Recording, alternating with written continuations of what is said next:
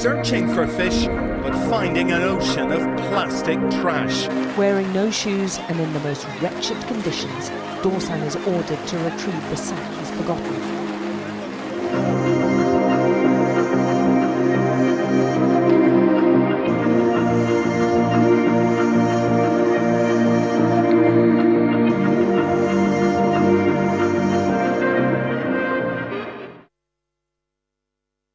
The 1960s saw the introduction of the first ever federal-level corporate regulation regarding the environment, America's Clean Air Act. This quantified consumer demand for corporate responsibility and in turn forced companies to consider not only how they make profit, but also how their operations affect both the environment and the communities within and surrounding them. These considerations have been grouped together under the term ESG, standing for environmental, social, and governance. Many of you in the audience today either already have or at some point will consider occupational roots in the broad field of business. And to be successful within this field, you will need to know skills and values beyond those taught in university lecture halls. For example, compassion.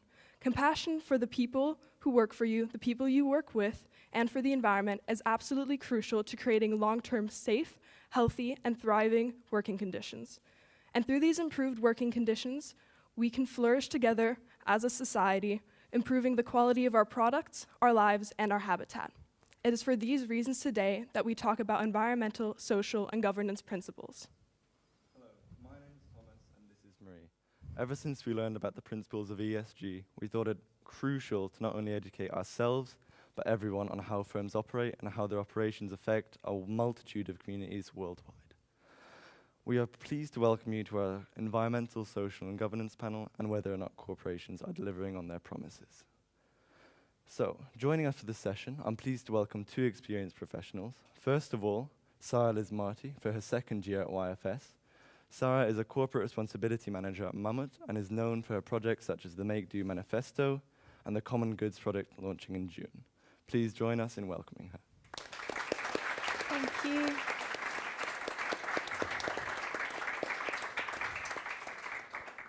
Then another warm welcome to Jaydeep Bansal, another longtime partner of YFS.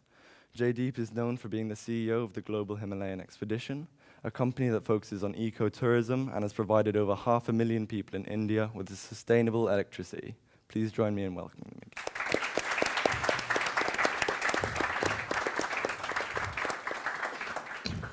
For the first 25 minutes of the session, our panelists will be able to answer the questions we've prepared for them, and then you as an audience will also be given the opportunity to ask any questions you may have. Feel free to send them at any point to the Mentimeter code. It's displayed on both of the boards, 1300-3855, and we will come back to them later. So let's begin with a broad question for both of you. First of all, what is ESG, and what does it mean for you in your respective industries and how it applies to your job? Sarah, if you'd like to start us off. I guess with Mammoth it is my job. I work in the textile and clothing industry for Mammoth specifically, the outdoor brand. And there I kind of oversee projects pushing for greater transparency and traceability.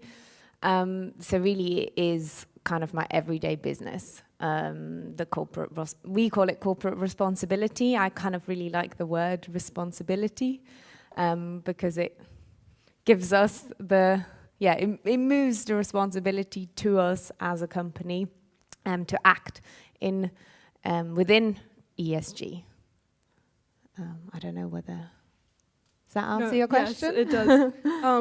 Are there any specific examples of what you might do on a day-to-day basis that relates to ESG? I work quite project-focused. One thing that happens every year is our annual responsibility report. I think we might get talking about this a little bit more afterwards, is basically where we measure our impact and report back on our targets that we set ourselves in the space of environmental and social and governance aspects of sustainability. So that kind of takes up a lot of my space. I also work in sort of animal certifications for things like wool and down that we use in textiles. then I also work now more and more in more of our circular projects, so that the idea is to generate more revenue through circular business models. So I'm kind of overseeing projects in this space. But that's just my kind of side. Obviously, there's a team around me where the focus is also on our carbon footprint, measuring this and developing projects around it to decrease our impact. Yeah. Thank you. Continuing from that, how do you think ESG has opened up as a career option in the past 20 years, specifically for people like you, and if you'd like to start? Yeah, I think sort of just to first go back to the question that you had around what is ESG, and essentially if you look at it, the way companies have evolved typically is every company has, of course, the goods that they're producing, and then the shareholder returns. They're all on stock markets, and if the profits are good, do the share prices go up or down? They go up, right?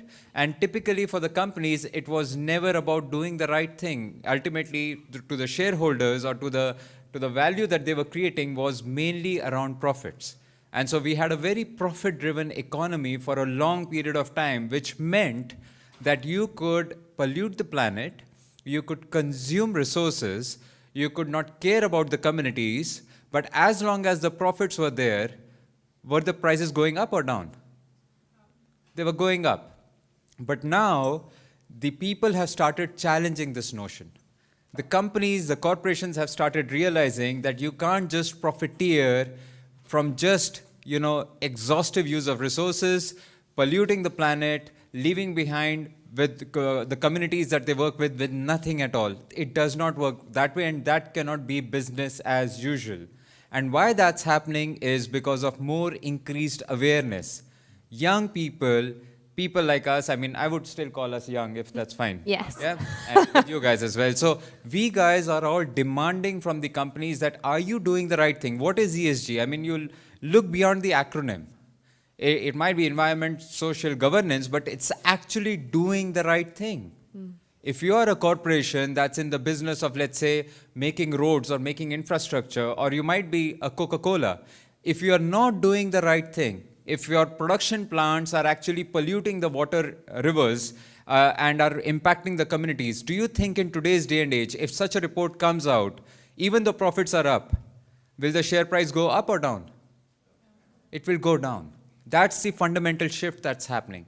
And corporations are realizing that. They realize that unless and until you're not doing the right thing, yes, we call it ESG now, but ultimately, for me, it boils down to doing the right thing for the community, doing the right thing for the planet, and earning profits in the right manner, and not just polluting the planet or spoiling the communities and still earning profits and having all the governance issues in place. So that does not work anymore. And it's a great way to sort of sum it up that if you all tomorrow run your own businesses, you might be entrepreneurs, you might be working in some companies, it could be anything, right? If a newspaper headline comes tomorrow with your name and your company's name that this company is not doing the right thing, will you be able to live with that? So it's about doing the right thing. And that's where, coming back to your question, the career options are also opening up a lot in the ESG space. Now, schools have a sustainability lead, right? So schools have a sustainability lead, universities have it, your corporations have it. As a social entrepreneur, everything that we do is around ESG only. So there's no specific roles that I'm creating within my company. It's everything that we do.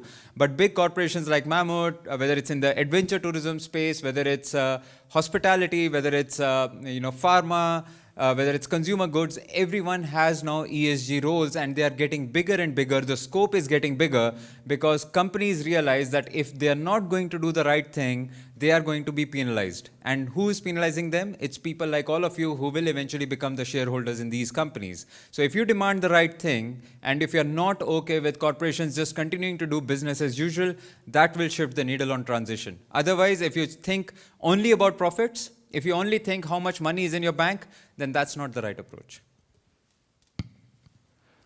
Thank you very much for that answer. So You mentioned briefly how we as a young generation should care about this. So what do you think that, what is something specific that we can do to ensure that corporations also actually care about the ESG principles? Demand it. I think, you know, going right after you, very inspiring the way you speak. And I think maybe going back to my kind of start, when I was your age, maybe I was missing this kind of, I wanted like an uprising, you know, a kind of sustainability activism role, and we weren't quite there yet, but I think now really is the time, and there's the movement around it. So I think demand it from the companies that you buy things from. Send us emails, because this really lands on our tables, and it sometimes is a good wake-up call for brands or corporations, you know, when it is individual people knocking on our doors, because it shows us that it matters. I think it's a multi-pronged approach. One is, as young generation, the demand, of course, because ultimately all of us here are consumers of the things that are being provided to us. The moment the consumption drops for particular things, the companies will realize that effect, because if there is less consumption, there's less production, and ultimately that impacts their image and profitability. So it's about demanding the right things, and that could be simple choices you make. For example, if you're from Switzerland, I mean, did I switch off the mic? Sorry, just keep going. Okay. Am I loud enough till the back? Thank you. So it's about really demanding the right things. And then, for example, if you look at the Swiss context, right, you have these two big super chains, the Coop and the Migros. Now, everyone goes to these places to buy all their stuff. But a lot of it is, let's say, doubly packed and everything. And I've gone there a couple of times. I've failed to understand why you have a banana put in a plastic, in a plastic, in a plastic. So that fails, I fail to understand that. But imagine if you could stop, if you suddenly stop going to these places and go to more local producers who are doing the right thing, what do you think will happen? Will they continue to do business as usual? Will it impact them to change the way they are doing? That's how you can do the transition. And, you know, companies like, for example, I'll come back to your company again, Mahmood, that if you, for example, today get to know that this company is, you know, developing all the shoes and products that it is making from recycled, upcycled waste, it is using plastic waste, it is using, you know, cleaning up the oceans, does that create a positive or a negative image in your mind about this brand? So when you go to the shop and then you see Mammoth, and then maybe you see a Nike or a Patagonia. Patagonia is again a great company, but maybe you see some X company that's not doing that. And if it's something that you want to buy, which would you prefer? The sustainable brand. So I think companies are also recognizing it. It's about creating that pull as a consumer, but also it also requires a lot of the multi-stakeholder approach as well. So it's not just that it's about just demanding something, but also creating those pull from within your local community. So can you influence people at your local community level? Can you work with the local governments? Can you influence policy level decisions that can ultimately move the needle on these things? Yeah, I think the political advocacy, especially in Switzerland, I think is a really good point, because we do have the voice, and to kind of make use of that. Definitely. Oh. Continuing from that, what industries would you say that this change has been most present in the past 20 years, when ESG has become more present? Sorry, could you repeat the question? In what industries would you say it's become more present in the past 20 years? Like, what industries represent the principles of ESG more now than ever? I mean, I can only speak for the textile industry, and I think there has been a big awakening. I think people didn't think about where their clothes were coming from 20 years ago, and now really I think the shift has changed. I mean, some dramatic things had to happen, like the collapse of the Rana Plaza building in 2013, where over 1,000 people died. And it's tragic that those events have to happen to kind of for it to become top of mind or to get into the news, but I do think the kind of awareness has definitely kind of risen in the clothing industry, and still, you know, we're responsible for almost 10% of the global CO2 emissions, 20% of the wastewater. I think those things are not quite as present yet for many people, quite how impactful the kind of clothing industry is. But I definitely think people have become more aware what their choices, you know, what impact their choices have, like put your money where your mouth is. That's it. And kind of the change you can create with buying better or changing behaviors, not just buying better. I'm also a big advocate for using what you have and, you know, working with what we've got already, that's already existing. That, and also I think... Oh. I'll just talk like this. So I think that, and I need the mic, I've been told. Hello?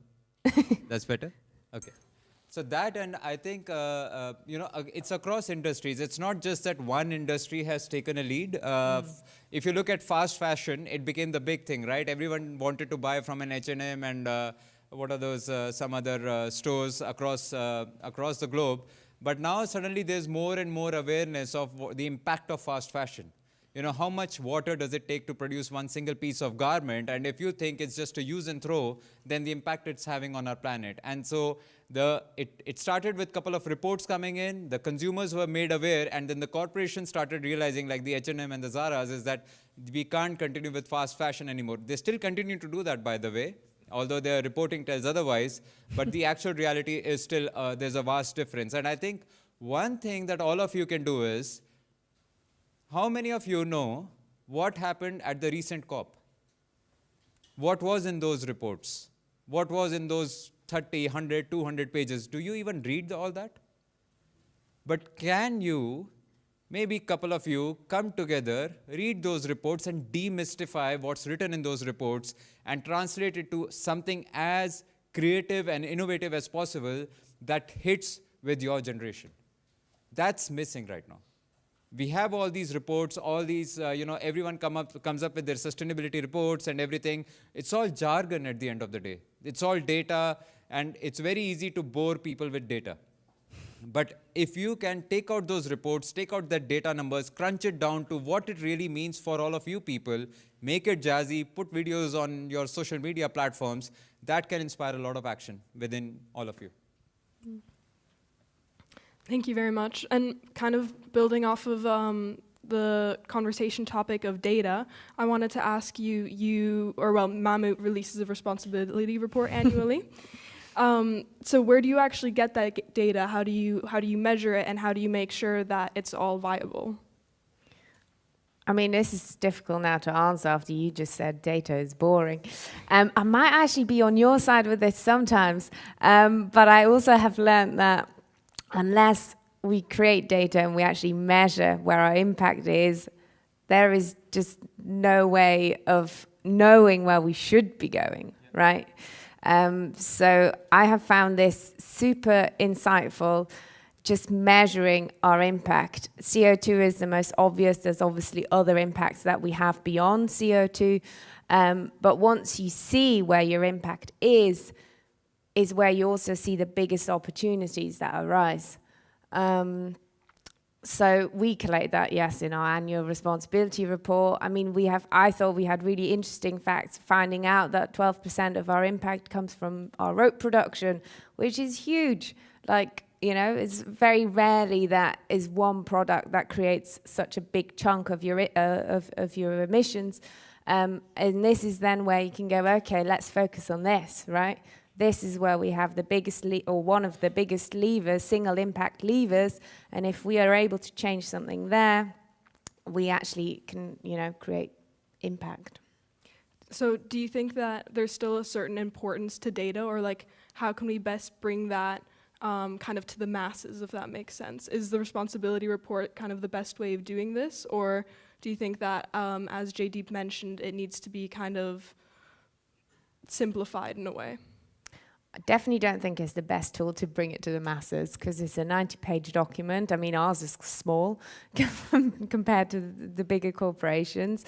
I think it's a very important tool for us, first of all, to set our targets, to make them public, to make it transparent where we're working towards, and then also to measure our progress where we're going. So I think, yes, it's a very important tool.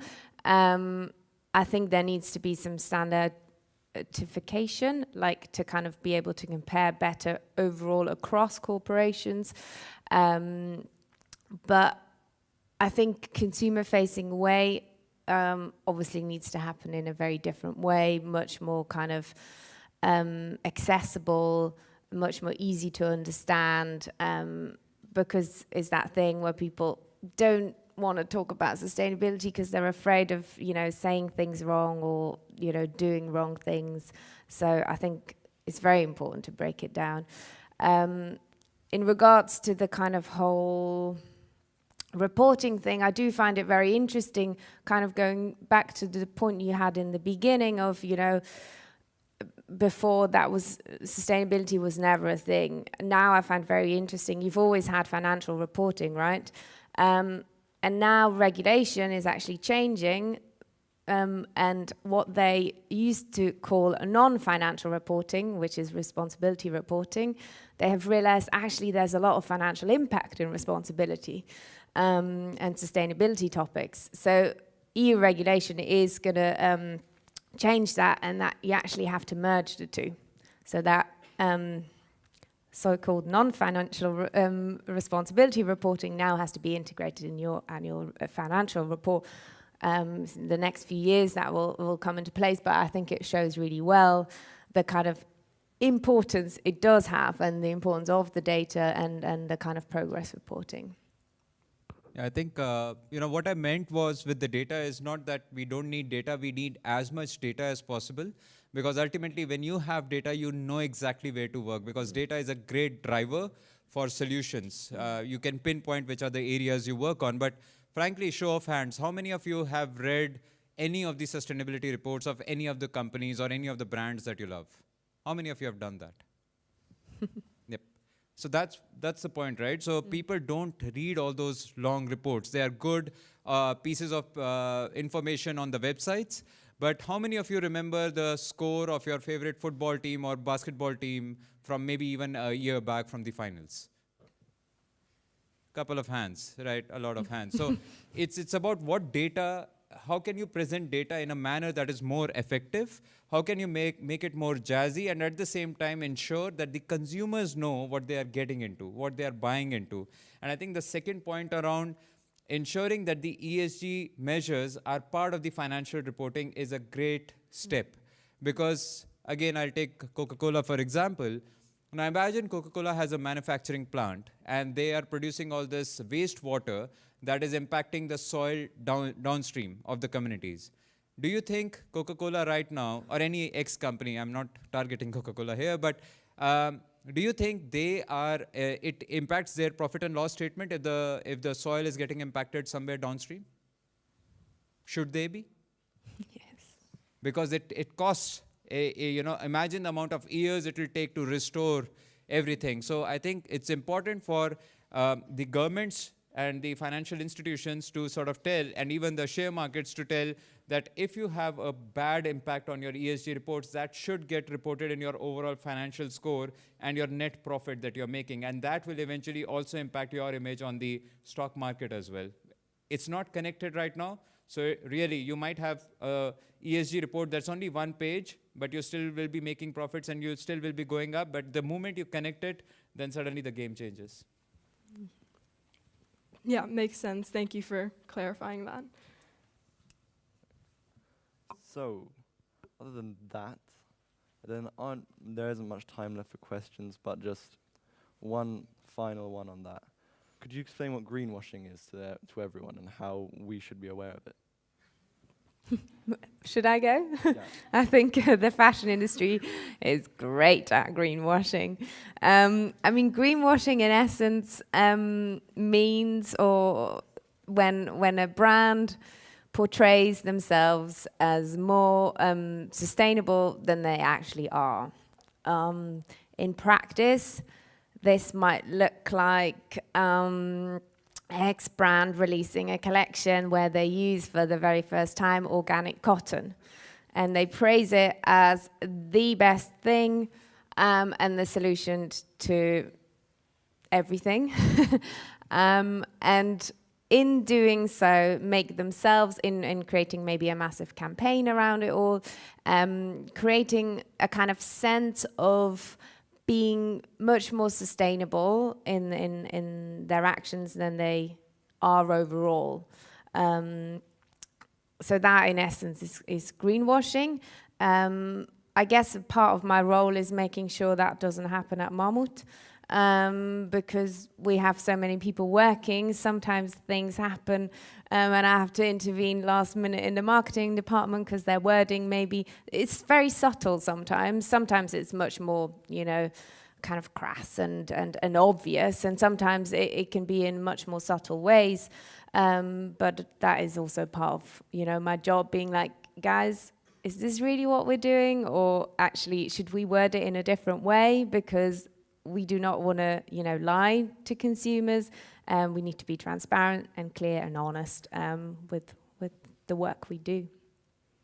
I think as a society, as humanity, we've often now fallen into the pitfall of thinking that there can be nothing good.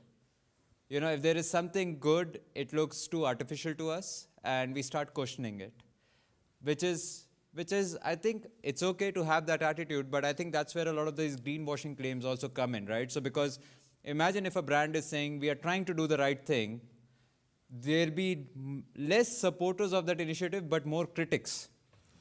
Now, my point is, if somebody is trying to do the right thing, should you encourage them or should you discourage them?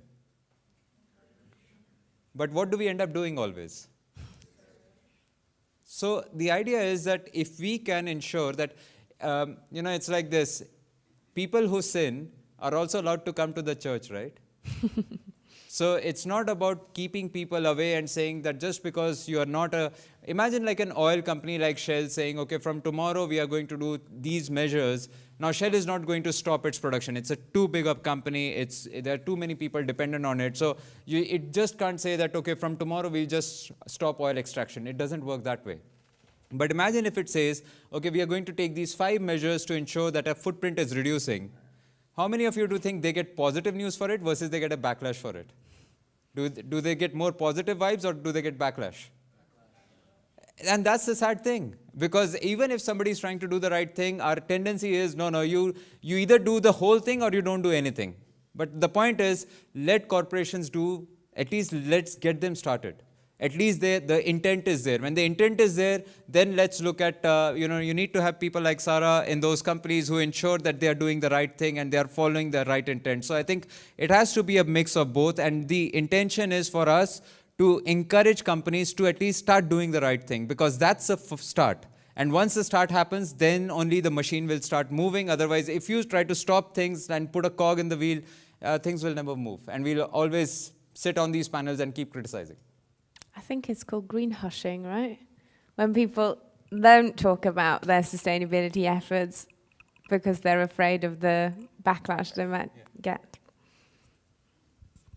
Well, thank you very much for that. Unfortunately, that's all the time we have for our own questions, but we're now going to take a short 2-minute break to allow you all to process this information. And like mentioned before, you can submit any questions to the Mentimeter.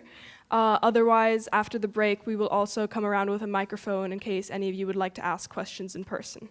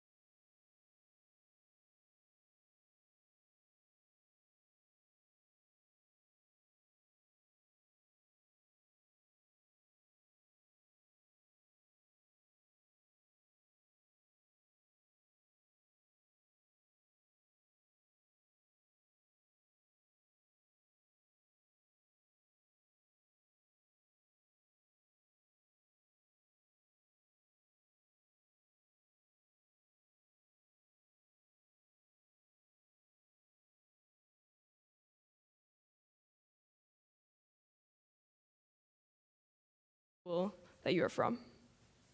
All right. Fourth row. We're there.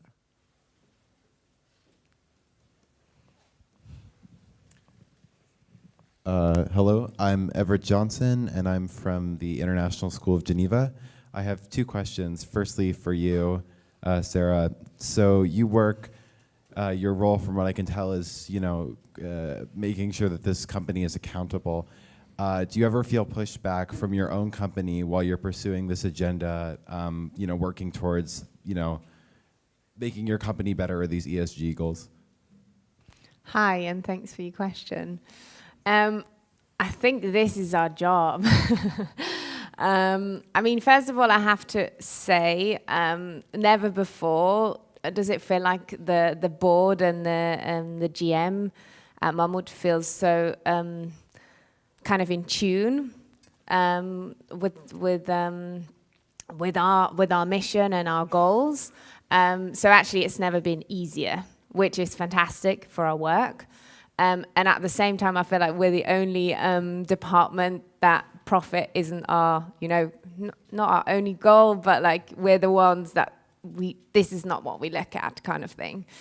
So of course there are sometimes discrepancies in our wishes and needs, but having had all our goals and targets signed off in the responsibility area by the board and the management, just paves the way that things actually can happen, and that is fantastic, and I'm really, really pleased about.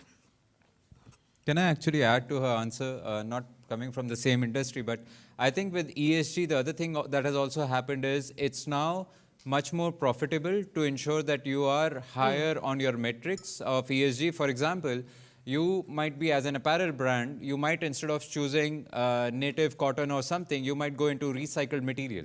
And so earlier the sourcing might have been expensive, but now technologies are there. There are enough companies working on it. So now it's actually cheaper and more profitable to use maybe a recycled piece of material versus going for a fresh material. So when she says, okay, we have to be more sustainable, it also makes business and profit sense as well. So that's where a lot of these, that's why you see the CEOs and the boards are also pushing for more higher on ESG measures and for circular economic sort of development, because it's actually more profitable to be that versus trying to be the business as usual. Not always the case, but yes, sometimes. Fantastic answers. Did you have a second question? No. So my second question is, I think as young people, we feel often that we've been betrayed is a strong word, but that we don't trust corporations that are driven by profit, or we're suspicious of them. And so the question I have is, how can we as young people, trust in corporations to do the right thing rather than relying on, for example, government oversight to regulate this sort of thing? I reckon it needs both. Oh God, I feel stuck with my. Could you repeat your question? The first part of the question, sure. the betrayal. Basically, how can young people trust that corporations are actually willing to engage in these things when you were saying, yes, sometimes it is more profitable to be that, but you were saying, it isn't always the most profitable option. So how can we, trust that?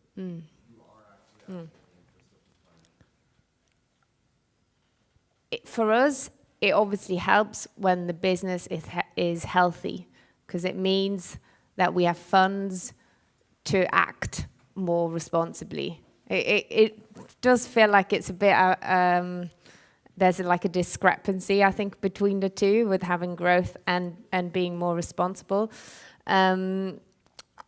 So I think, we are trying to decouple our growth from our impact, kind of a way of being able to grow and decreasing like our CO2 emissions. But I would argue that we do still need regulation. I think they sometimes come, or they lag behind. Sometimes they come into place and we're like, well, we're already doing this. And often, with a lot of EU regulation that's coming into place, they're a great driver for businesses to change, because when it's a law, when it's, you know, a regulation, you will adhere, because otherwise you get fined. I'm not sure whether I fully answer your question, but I do think is that the balance of both, and I think we do need healthy businesses enabled to create also, you know, responsible business. That, and I think the data part, like I said, if you're really concerned about some companies, you can always look up the data and you can send them an email, and it could be on behalf like of a student body that, you know, we saw your reports, we are not really happy with this. You can get, so it's, you know, social media is a great tool. You have activism, and then you have the government. So it's not like one approach is going to solve it. It's a multi-pronged approach. But the idea is if you have the right intent, you'll pull in all the levers to ensure that you make companies more accountable. Yeah.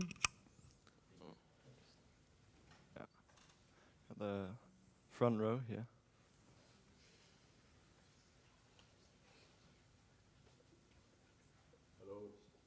Hello, my name is Yusuf, and my question was, there are companies worldwide such as Patagonia that pledge 1% of their sales to preservation and restoration of the planet.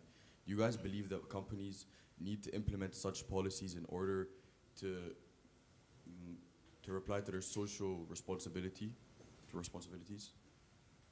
I don't think it's a one solution. I think it can be part of a solution to drive change. I mean, I think really you need to look internally in order to drive change. Look at your supply chain. For us, it's, you know, where our raw material comes from, how it's being processed, how it's being dyed or undyed.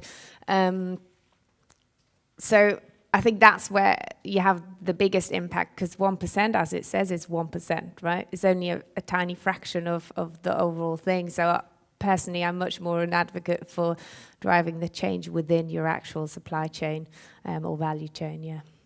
I think it's a mix of both. So one is for companies to look at how they can decarbonize or improve their existing processes and value chains. How can they make them more efficient? And the second part then is to what is the impact you're having on communities. So because if you look at ESG, it's environmental, social, and governance. So when you talk about social, the communities that you're working with, you might have a manufacturing setup somewhere, you are working with communities where your products are being sold. So how are you impacting those communities? And that's the second part in the overall scheme of things. And then the governance part as well. You know, we're not talking really about governance, but do you have the right processes in place? Do you have the right, you know, are your employees protected? Because ESG also means that the people who are working for these corporations, are they empowered in the right manner? Can they express their views? Can they work freely in that environment? Are there enough diversity and inclusion measures in place? So I think it's a mix of everything. And frankly, it's like she said, it's not like one single approach that's going to work. So, green T-shirt, second row. Yeah. Right, I am actually from this school, and I want to preface this question by saying I'm not a pessimist. I just love the free market. And this question is for whoever can answer it. Wouldn't companies automatically try to reduce negative externalities to maintain their image, market size, and future aspirations? In the Coke example, the negative externality of bad water downstream means less healthy people, which means less disposable income to those people, which means they drink less Coke. So that's bad for Coke. If the news badmouths Coke, that's also bad for Coke and their share. If Coke wants a factory downstream, now it's bad for Coke because it's bad water downstream. So at the end of the day, doesn't everything boil down to the company's interests and their profit goals? And a freer market would ensure that they could do that better. Do you want to start? Yes and no. I think it's what's been happening for the last, since the industrialization, and I think it has proven that often this doesn't work that way. It's often easier to look away. It's often easier to move away from somewhere you have created damage, and not take responsibility for the actions you have caused in the local communities, in the local areas where you have been producing and creating negative impact. So I would argue, yeah, not as simple as that, and that we do need regulation and watchful eyes. I think NGOs are super important in this space as well, like checking our, on our, or being on their toes, watching us, what we do. So I don't think this is the only simple answer. That, and I think, building on that, it's, the information travels much faster in today's day and age versus the time earlier. So earlier you might get away with a lot of things, people would not know about it. Now, if someone is being impacted, they can just go to social media, post about it, everyone gets to know, and it immediately impacts the overall stock performance of these companies. So I think it's about the information accessibility, which has dramatically improved. Now you even have anything that's happening in one corner of the world can impact, you can influence those decisions also. So I think that has played a major role in companies realizing that they need to transition to doing the right thing, because tomorrow, like I said again, if there's a news that the company is not doing the right thing, it immediately impacts a lot of their metrics. Does that answer your question? Yeah. All right. Grace, third row. So I'm from Geneva, IRL. To what extent does a commitment to sustainability impact a company's ability to attract and retain top talent? I guess it depends on your values, but I would argue and hope massively. Same. I mean, it's a no-brainer. Okay, let's do one thing. Ask yourself, you have two companies, one that's really not sustainable, great profits, you have a great role there, versus a company that you know is truly committed to sustainability and it's a great working environment. So again, I'll come to the three parts of it, right? So it has great commitment to environment, it has great commitment to the communities, and it has a great working environment. Where would you prefer working? So that's how everyone is looking at it right now. So if you are really good at it, you will attract top talent. If you're not good, you're going to miss out on talent. All right. So there are too many heads being cut off. Yeah. That's all the time we have now for this session. So please join me in thanking our wonderful panelists for their fantastic.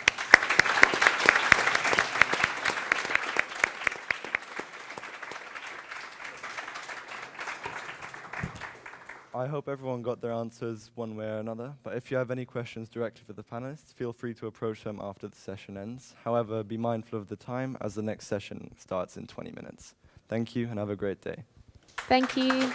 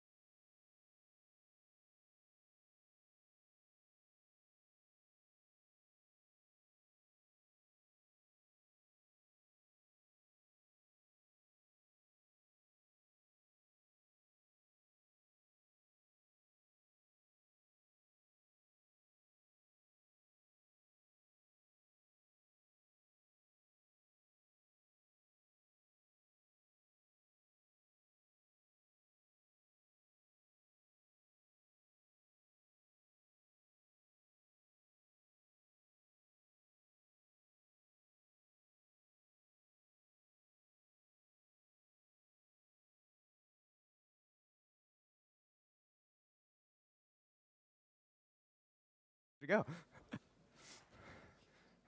Ready?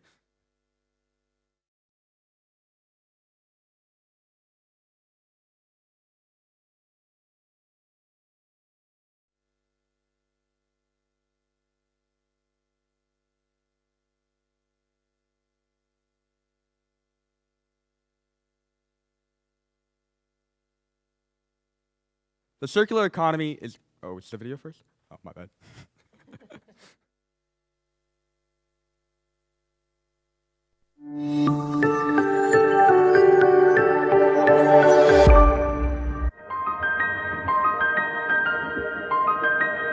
If we accept that the living world's cyclical model works, can we change our way of thinking so that we too operate a circular economy?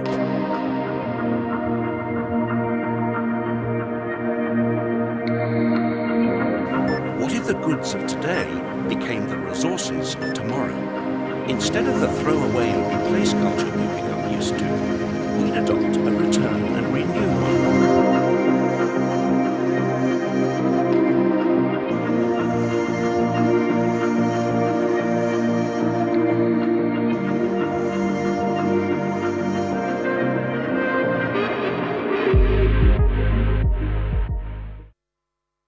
The circular economy is gaining momentum globally as a crucial approach to achieving sustainable economic growth while protecting the environment.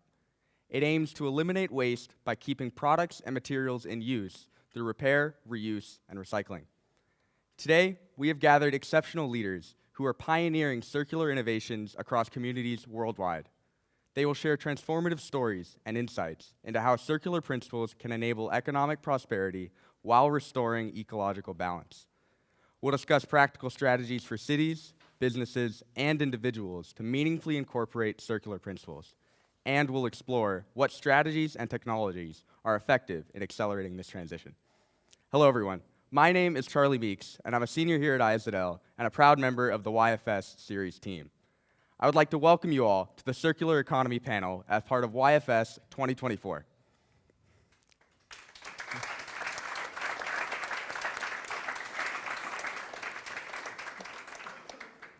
I'm excited to introduce today's panelists. To my left is Salma Melissa Mohammadian, who is a global shaper and activist who is a leader in the Scale 360 Circular Innovation Morelia project, working to make cities sustainable for both ecology and the economy.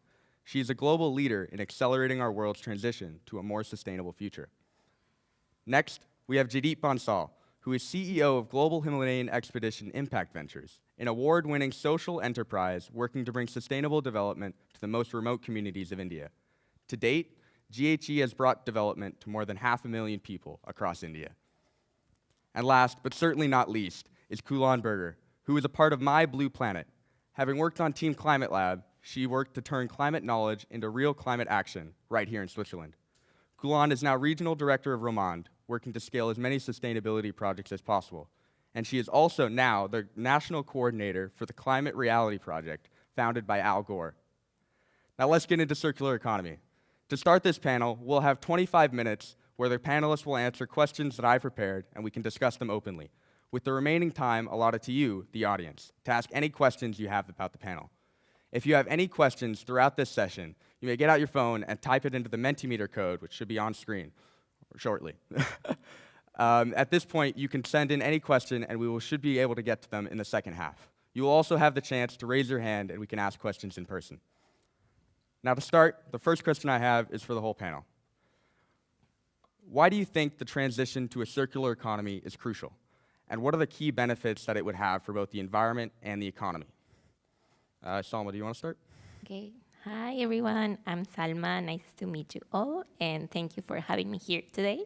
And to my panelists also. Well, for me, circular economy, I think, is the key for a lot of issues that we haven't been able to find the solution. Circular economy, which I love, is because I am a business management and I also love sustainability. And for some ones will believe that we don't coexist in a world because I love businesses, but I also want to help the environment. So for me, circular economy gives me that. I can work on a business model, but also scale it so that I could be more inclusive about sustainability and also taking care of the planet, which is, I think, is very important right now in this era and also for the future. And I think that will be it. What do you think, Jadeep? Is there anything that's like the key benefits that strike you? Yeah, I think it's, let me give you an example. How many of you have a phone?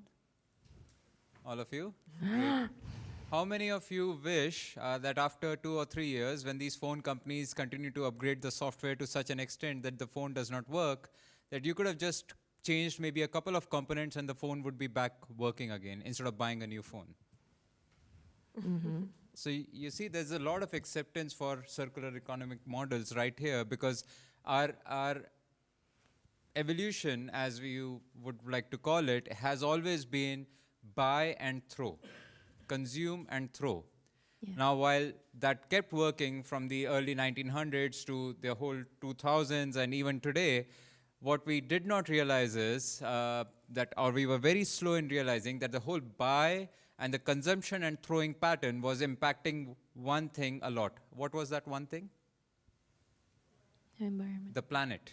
Mm-hmm. Because the more the humanity consumes and throws, the more we are polluting our local ecosystem, our rivers, our lakes, our, any place that you can think of, it is being polluted. And so that's where the pull for the circular economic models comes into picture, where, the idea is, can you still maybe, one, consume less, consume more efficiently, and then third, whatever you're consuming, can you ensure minimal things go to waste and as much as possible can be upcycled? And so that's the brief that I would like to start with, and then we can dive deeper.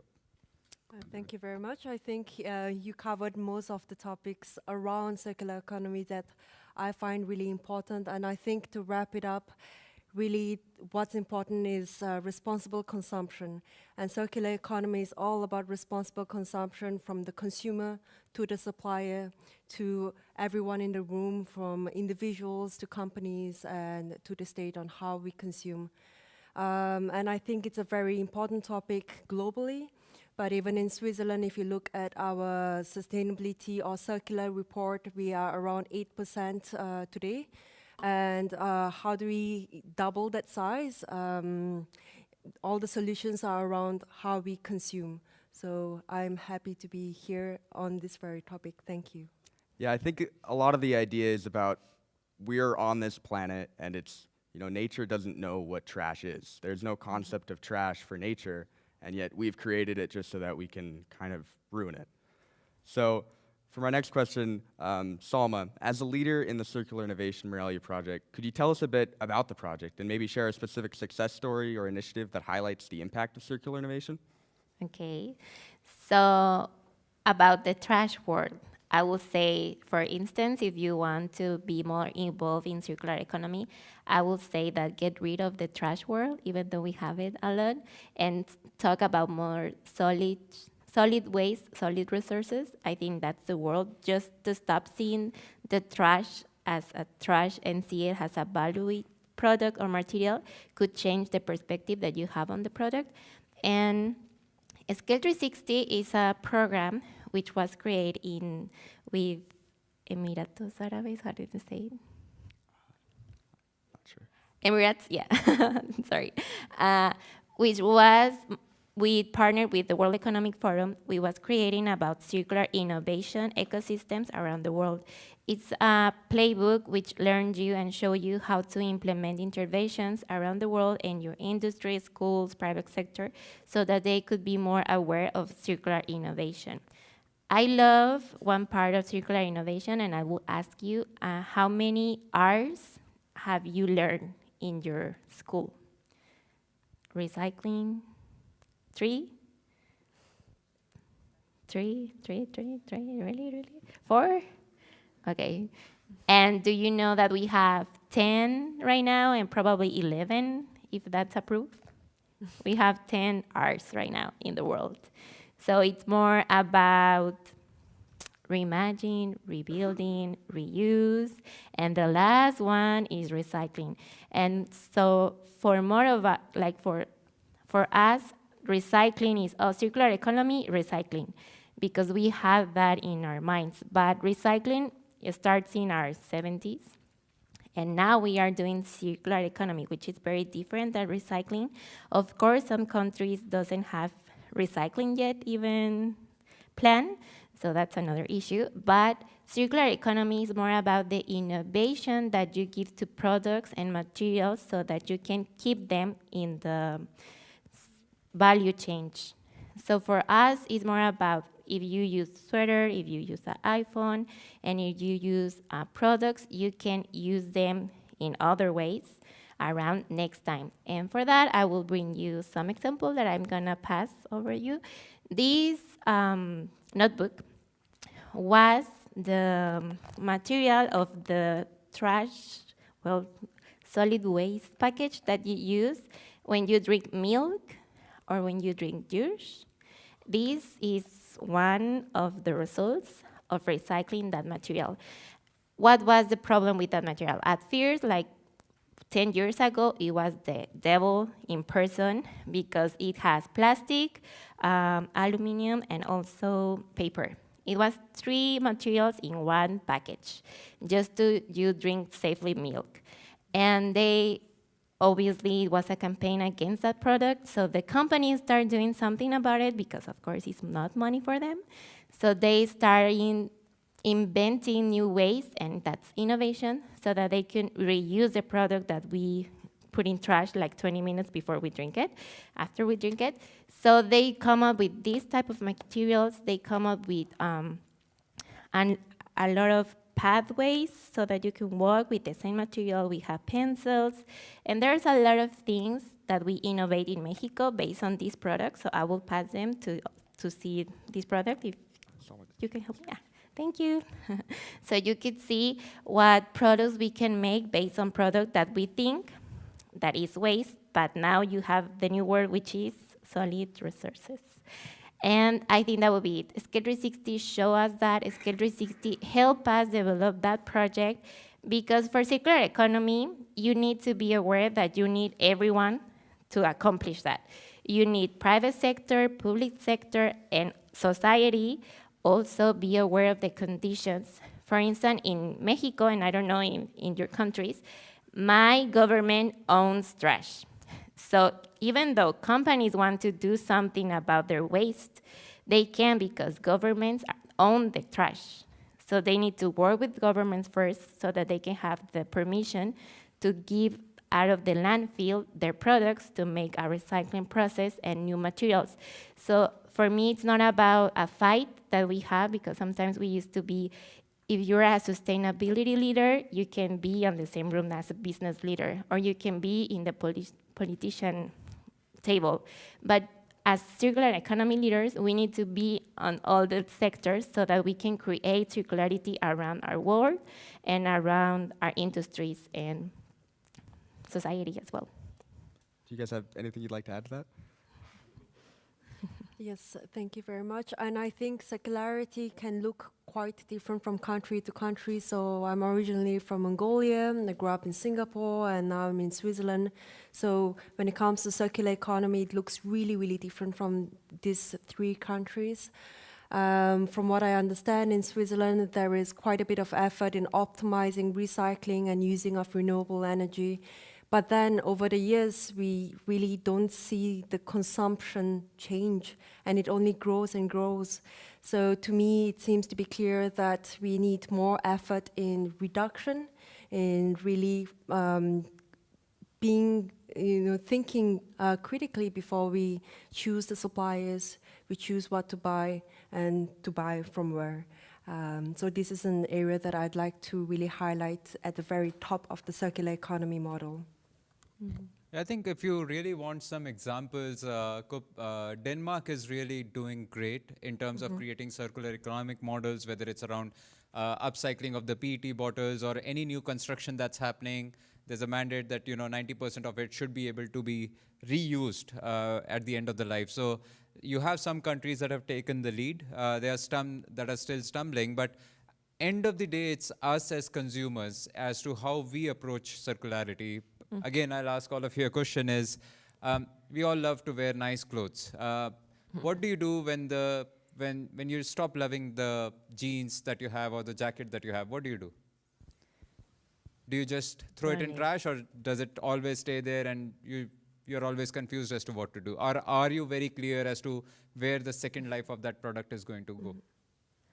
How many are clear with the second life? Donate.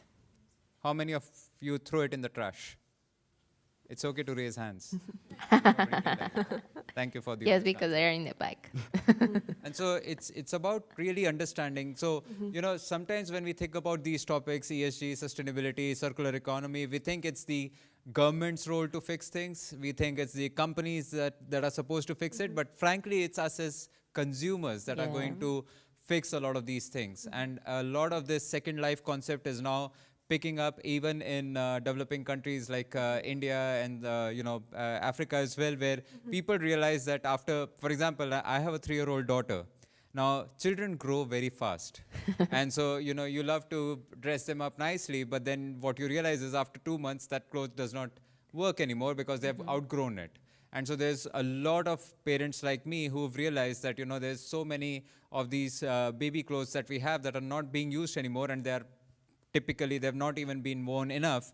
So now, the idea is, can we sort of then create a second life for them? So for parents who are now coming up, the clothes can be repurposed and they can be provided to them. And while we also try to buy more repurposed clothes. So I think the demand that you can have, the influence that you can have as consumers can really influence a lot of these companies to also come up with more innovative ways of being circular. And you know, the time for action, like I was telling yesterday to someone, the time for action is always now. Yeah. So you don't have to wait for someone to tell you or like give you like this lightning bolt moment that from tomorrow you'll be circular. You can start now, look at the things that you have and see how can you make be more circular in the choices that you make.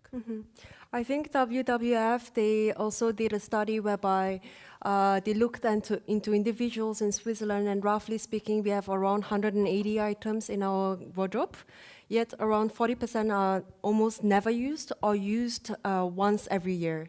And so the place to start is in our wardrobes.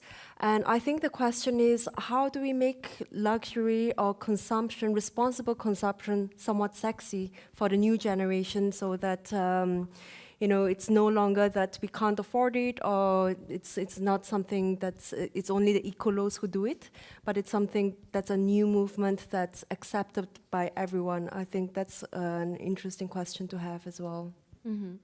Yeah, I think that's really interesting. I think a lot of the times we feel as consumers we don't have the power to do anything in terms of like shifting a market, but not everyone needs to shift to make the market switch. Like for example, with Tesla as an example, while Tesla didn't have a huge share of the car market, it only took them getting to a certain percentage, I think it was like somewhere between 15 and 20%, before all the other car manufacturers needed to switch to making electric vehicles as well, because it was cutting into their profits. So, for the whole panel again, in your view, what are the biggest challenges or obstacles hindering the widespread adoption of circular economy principles, and how do you think that these could be overcome? For me, it's people. I mean, because we, and I know all of my coworkers also talk to so different sectors.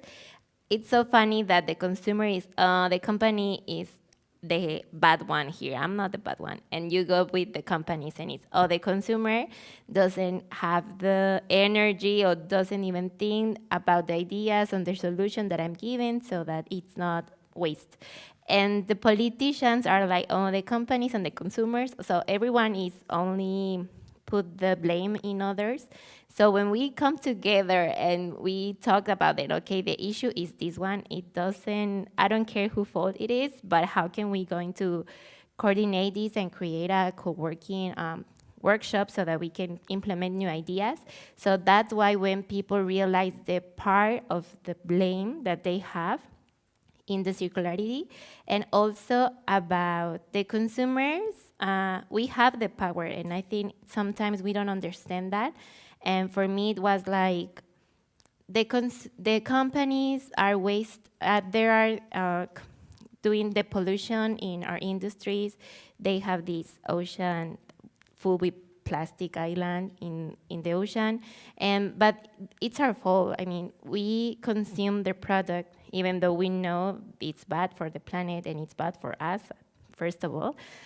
So for me, it's more about that we are aware of the power that we have as a consumers and also have the power to implement circularity in companies, because we demand it to have those products, materials, and all that stuff, but because we don't do it, they won't change. So for me, it's about if you feel like something is not right for your principle and values as consumer, don't do it. I think that would be the first solution, and to see how you can help companies to implement these type of workshops and these type of ideas in their own atmosphere. What do you guys think the biggest obstacles to circular economy principles being adopted are? I think the biggest obstacles are basically the, okay, let me look at it from a more optimistic lens. There used to be a lot of obstacles, but now it's making more and more business sense. You know, typically companies have always been the use and throw, you know, it was always profits. We were discussing in the last panel, it was always about profitability. But now a lot of the companies, because of the ESG reportings, because of the governance structures that are being put in, and the metrics on sustainability, for companies it is now making more and more business sense to be more circular. Because that allows them to use lesser resources, still continue to produce, but are able to sort of also ensure that it does not hit their bottom line. So it is making more and more sense for companies to become circular. For example, you might have these large cement industry. So the cement industry is one of the big movers on circular economic models, because now they are using the repurposed cement and blending it into making new cement. And so for them, it started as a circular model, but it also made financial sense because it's cheaper to blend the cement versus make something new. Less energy consumption, and you are just, you know, it also looks good on your sustainability reports as well, right? But end of the day, it's also good for your profitability. So, and even for the clothing industry, for example, because clothing is, I think, you know, 10% of the carbon emissions of the globe. So imagine if you have, you know, one of the shoe brands saying, oh, we use plastic waste to make this shoe. Would it appeal to you to buy that shoe? If you are in the market and if you're looking for a new shoe, and if you know that there is something positive that has been done by the company, you would, the intention is, the nudge is that you would want to buy that. So it's about really understanding. The companies also realize that the consumers are demanding it. And lastly, you know, one thing, when you talked about people demanding, I failed to understand, you know, you come from Mexico, I come from India, I failed to understand why people in Europe use plastic water bottles.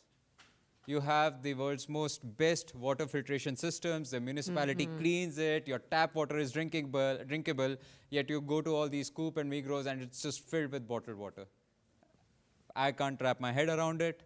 I'm sure, I hope you guys would, but I think it's about the choices that we make and understanding, creating awareness, and ensuring that A, we stop consuming stuff that does not that is really not viable in the first place, and then second, if we are consuming, it is part of a circular model. Lonnie, anything you want to say? Yes, and I think to add on to your points, it's all about perhaps change management. And the change has to come within the process. I think at the end of the line, we can say, oh, you know, we buy these plastic bottles because it's just convenient.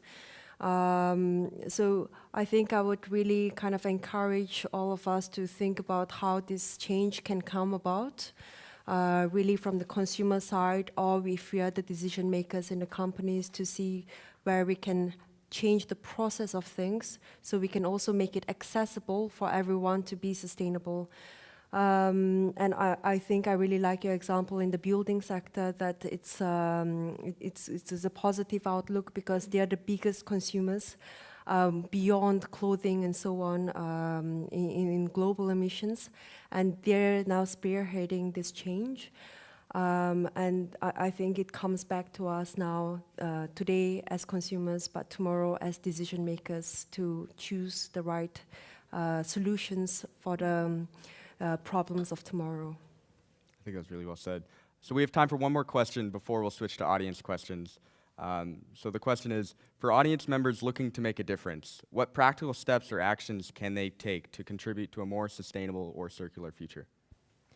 I would say that you have the power of the information right now on the topic circular economy. Not all the companies know about the concept of circularity and innovation also they don't know. So for me, it's about you guys as youth has the power to show them how to do things different. Even though it's the same process, but with different materials.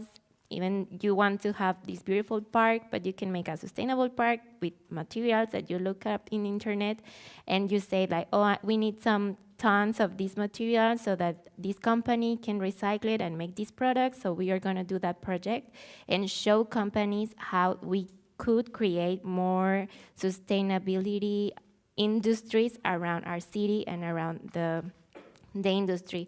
For me, it's about, if you like the concept, if you like sustainability, just learn about it and show companies and show the government how can you implement it and not change all the value chain, because sometimes they're like, oh, sustainability is going to forbid me to do something that I'm making profits. But actually it's the opposite. Actually, you know that something that we believed was trash, it's worth money, and it could be another thing. So for business, they're like, oh my God, it's a goal I never seen. I miss it so much, so many years.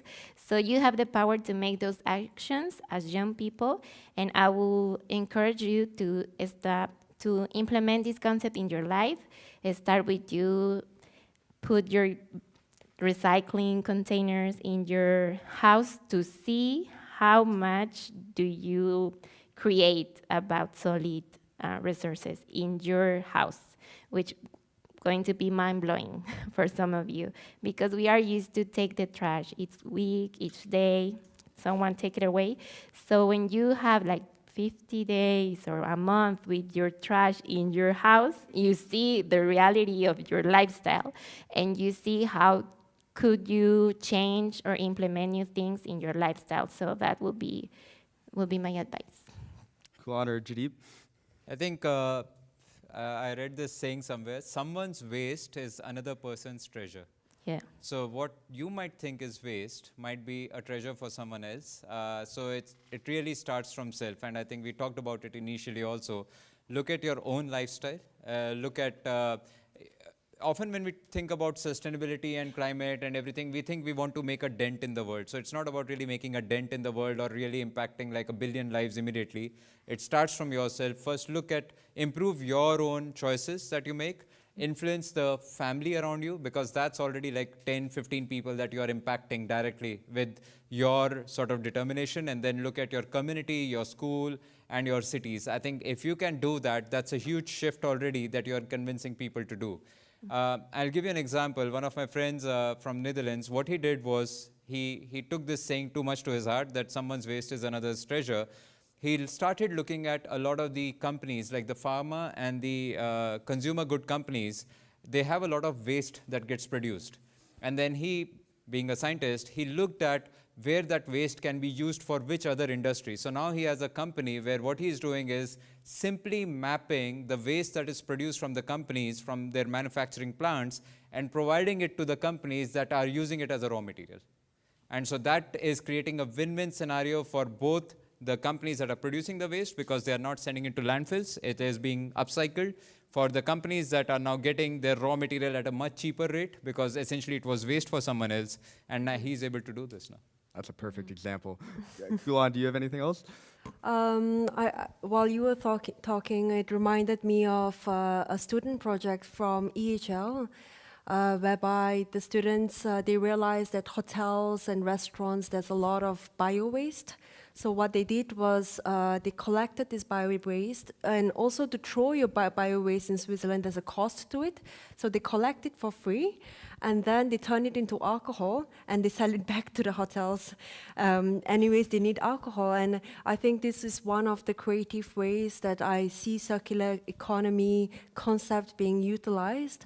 And like all the other concepts, it's an ecosystem, and I think I would really like to bring across that some problems are more complex than others, and to really understand how the ecosystem looks like, and to understand that also one small impact could be the trigger for different things within this ecosystem to be more circular. Awesome. So that is all the time we have for my questions that I prepared. So now we're going to take a 2-minute break where you guys can process this information as well as ask any final questions to the Mentimeter before we go back to audience questions.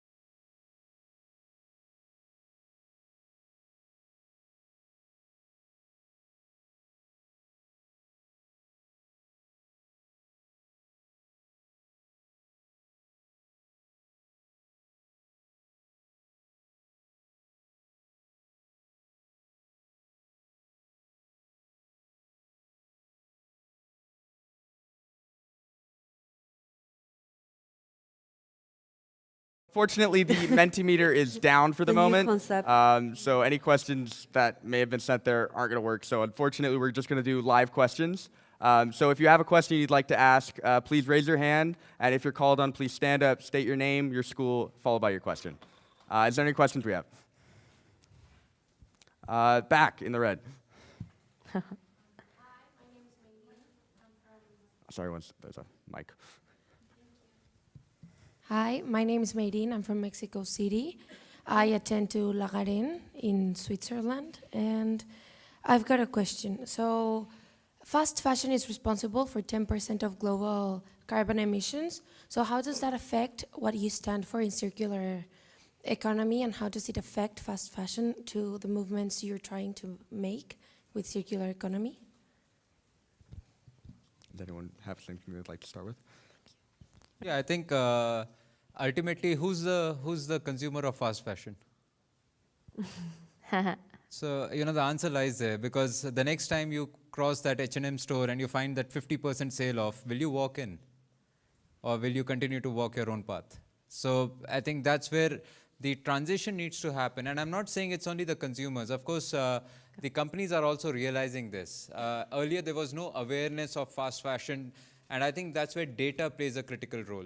So as more and more we are getting to know the data, we are getting to know the impact of our choices on the planet, then it's making us as consumers also more aware. Now everybody knows that fast fashion is 10%, fashion is 10%. So that's been drilled down to everyone. And so next time you make a choice, we had Sarah here from Mammoth, and we were discussing that the clothing that Patagonia, Mammoth, and all these people make, they last for years. I mean, I know, because I work in the Himalayas, that there are some people that came on a trek, they had a jacket maybe that was 5 years old, they gave it to the guides, now the guides have been wearing it for 6 more years in those tough conditions. So piece of cloth that lasts 11 years speaks volume of the quality that has gone into making it. And then, but the point is that same piece of cloth that is going to only last 6 months or a year is going to consume more or less the same water and the same environmental resources. So it's the choices that we make in terms of how we want to turn over our clothing wardrobe, and also once we have the data, then we can demand the right action from these companies, and these companies are also realizing it. That's why you see every time you go into these stores, there's like, if you have old clothes, please give it back, we'll give you some discount or something. So it's about making the right choices, but imagine 8 billion people on the planet doing the right thing. Imagine the impact that can have versus 8 billion people continuing to do business as usual. So instead of asking companies, I think consumers have a lot of power. I was really interested in this question because we know the impact. We know fast fashion is not so right. So why do we do it? So one thing that we did in a small team was to go to these fast fashion stores and to interview people on why they are there that day. This was in Zurich. And actually what we found was a lot of the time they were just passing time. They were with a family member, they were with a friend, they were after work, after school, just passing by. So I think it's also, it goes beyond consumption and on our value system on how we spend our time. And this spending time could also be kind of redirected to giving or being in different community environments, and perhaps this is something companies or the state can enable a bit more so that we can consume not in stores, but perhaps in different forms of consumption. Is there any other questions? You in the front.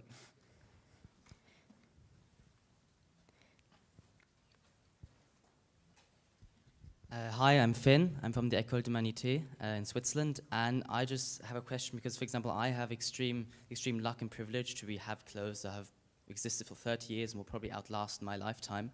But in the circular economy, how does that affect people who do not have that economic privilege of being able to afford clothes that will last these years, like Mammut, Patagonia, and then all other brands are high quality, cost so much money. So how can the circular economy deliver for people who do not have that money to invest? I would say I would recommend you to look up the mountain of clothes that it's in Africa, about good clothes, Levi's and all the stuff that people assume and donate because, oh, I'm privileged and they don't have, but they don't know what to do with so much clothes that it's on mountains right now. Because it's a lot. I mean, we have a lot of clothes, we have a lot of industry, fast fashion, and fashion, it's always been complicated about that. But for me, it's not about who has most privilege to buy something, it's about how do we use it and how do we make their life longer in the planet, for instance. I would think it would be more about that and no more about donations and all that stuff, or how can I make another one privileged enough to have the clothes, because sometimes we do that, but at the end, it's a mountain of clothes right now in the middle of Africa that they don't even know what to do with it because we donate so much. That's another issue back then. I think, let me talk about myself. So I am someone who will not be able to afford a Patagonia or a Mammut jacket. They're too expensive, right?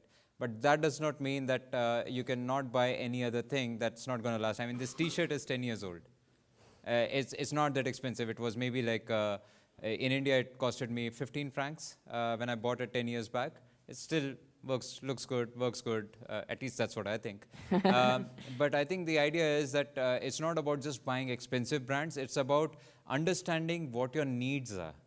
Do you really need that new piece of cloth that your friend is wearing? But is that really your need? So understanding your needs, looking at your wardrobe, do you have enough? And like she said, you know, people just wear a clothing item once a year, they'll still have it and they'll still buy more of the same kind and it'll just be there. So it's about understanding what works for you and making those choices.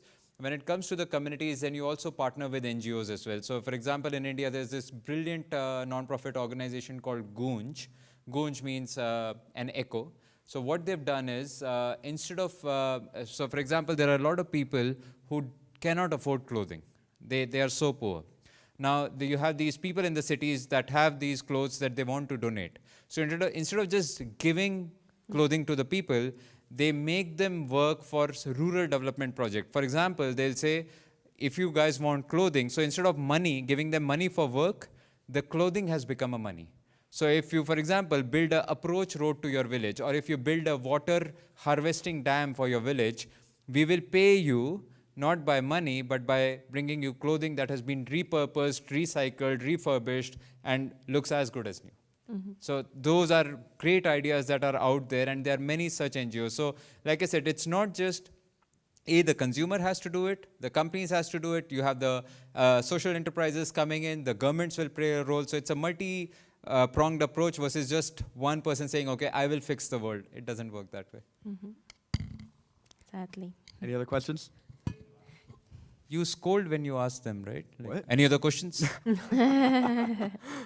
Hope not. You, sir, in the back there.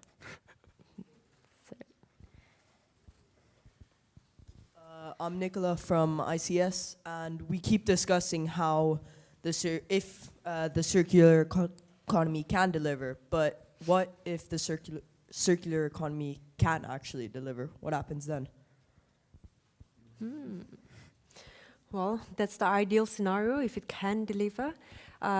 Today, I think in a developed country like Switzerland, it's at 8%, so we're still quite far away from it being able to deliver. And a lot of it still lies on the consumer side and on the supplier side. I would very much hope that we can get up to speed. I will say that probably it won't be delivered the same way in Switzerland that in Mexico or India, but it's approachable to your scenario and atmosphere. For instance, Denmark is a great example of circular economy. It's so much amazing that when you try to implement that in countries like Mexico, you won't be able to do that because we have a lot of competition, we have a lot of companies doing the same products, that it's impossible to create circularity or just one circularity in the whole country or state for us. So our minds, it's more about, okay, some country based on their studies that is more small, and they just have one industry about energy, one industry about water. It's more easy to implement the perfect circular economy, but in countries like Mexico, it's more about your clients, consumer, your actors, obviously your materials, more about your family, what it's like your allies and actors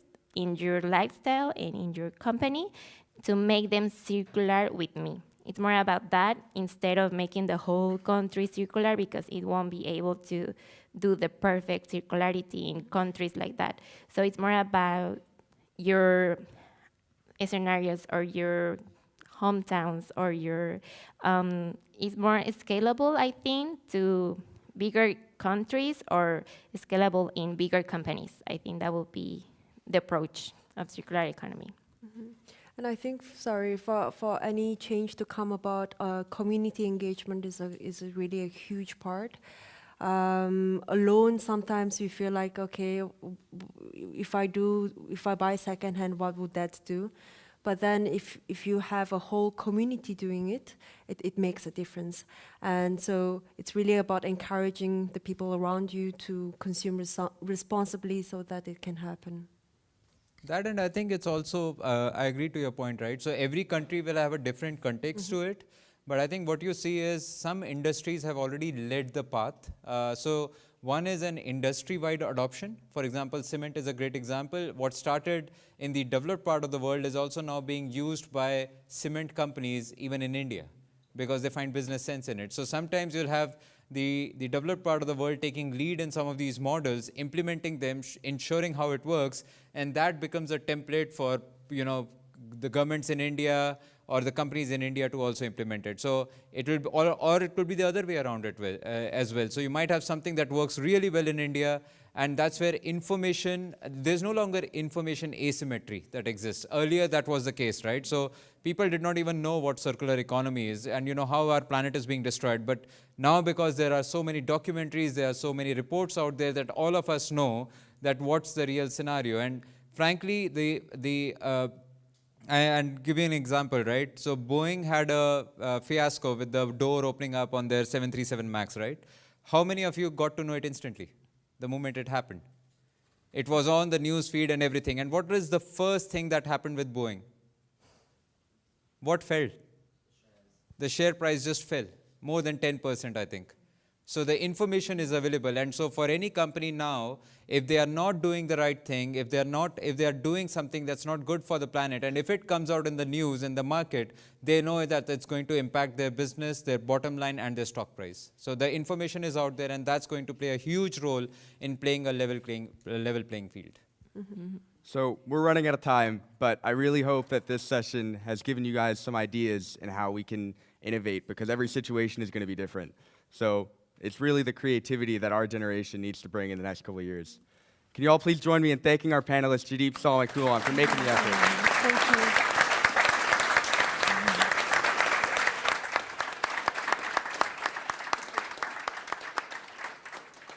you. Now, the next session is session number 4. You can find out where to go on the back of your lanyard if you don't have lunch.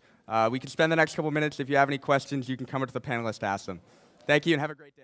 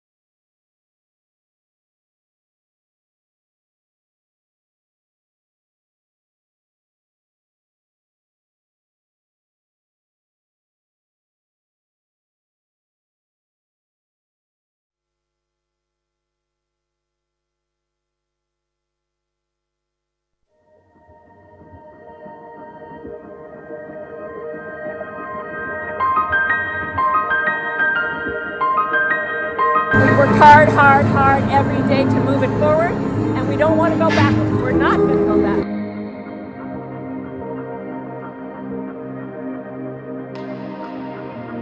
Celebrating female empowerment.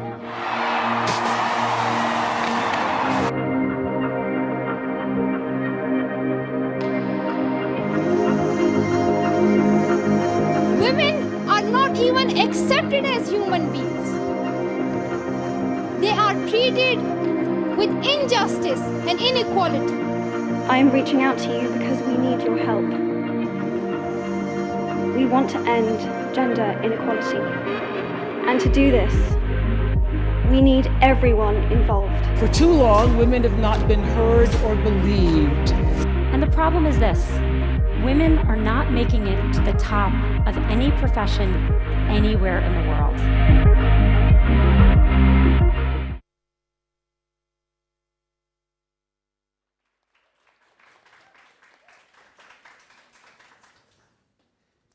In the corporate world, women's representation in leadership roles remains a critical issue.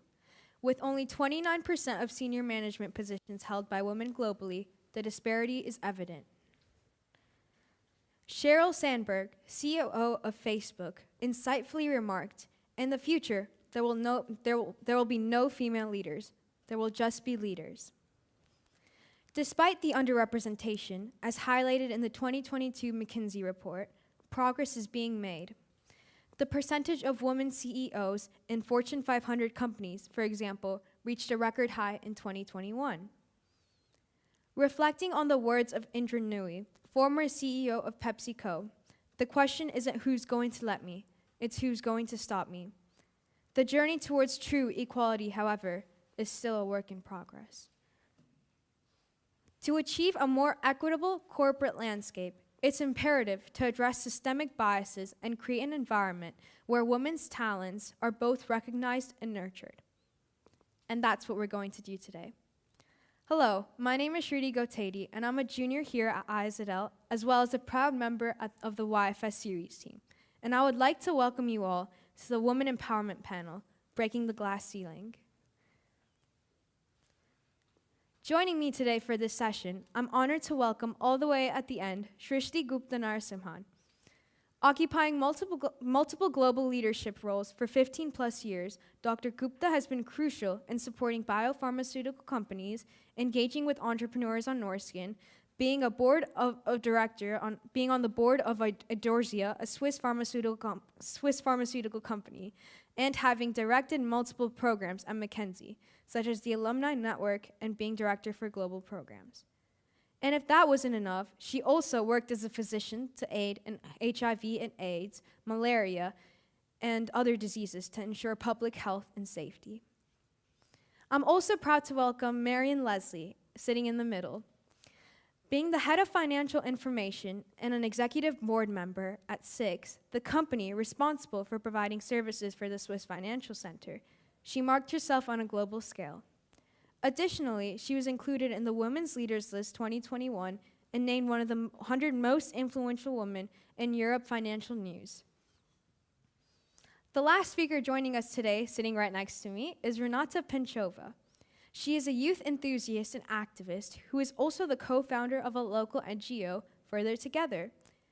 In addition to this, she works as a professor of Macedonian literature at Beijing Foreign Studies University and is a current curator of a Global Shaper Hub, a World Economic Forum initiative. The first 25 minutes of this session will allow our panelists to answer the questions that I've prepared and discuss them openly, with the remaining time allowing you, the audience, to ask any questions you have about the panel. If you'd like to ask a question at any point, please send them to the following code on the Mentimeter, as seen on either one of the boards. So, let's begin. The first question I would like to address to all of you. As leaders in your respective fields, what inspired you to pursue your career paths? Shrishti, would you like to start us off? Thank you, Shruti. Thank you for the question. I often say that my career path has sort of made more sense in retrospect. So it's made sense in the rearview mirror than it really was something I was doing forward looking. And as Shruti mentioned, I started off, I was a biochem major as an undergrad. I decided to go to med school. I thought I was going to be a research scientist. I wound up somehow as a consultant at McKinsey, which I did for about 18 years. And now I'm on a few boards, in the biotech sector and in the nonprofit sector. And I don't think at any point in time, if you had asked me 2 years prior to that point, would you see yourself doing that role? I would have had even any idea that that was possible or that was going to be what I was going to be doing.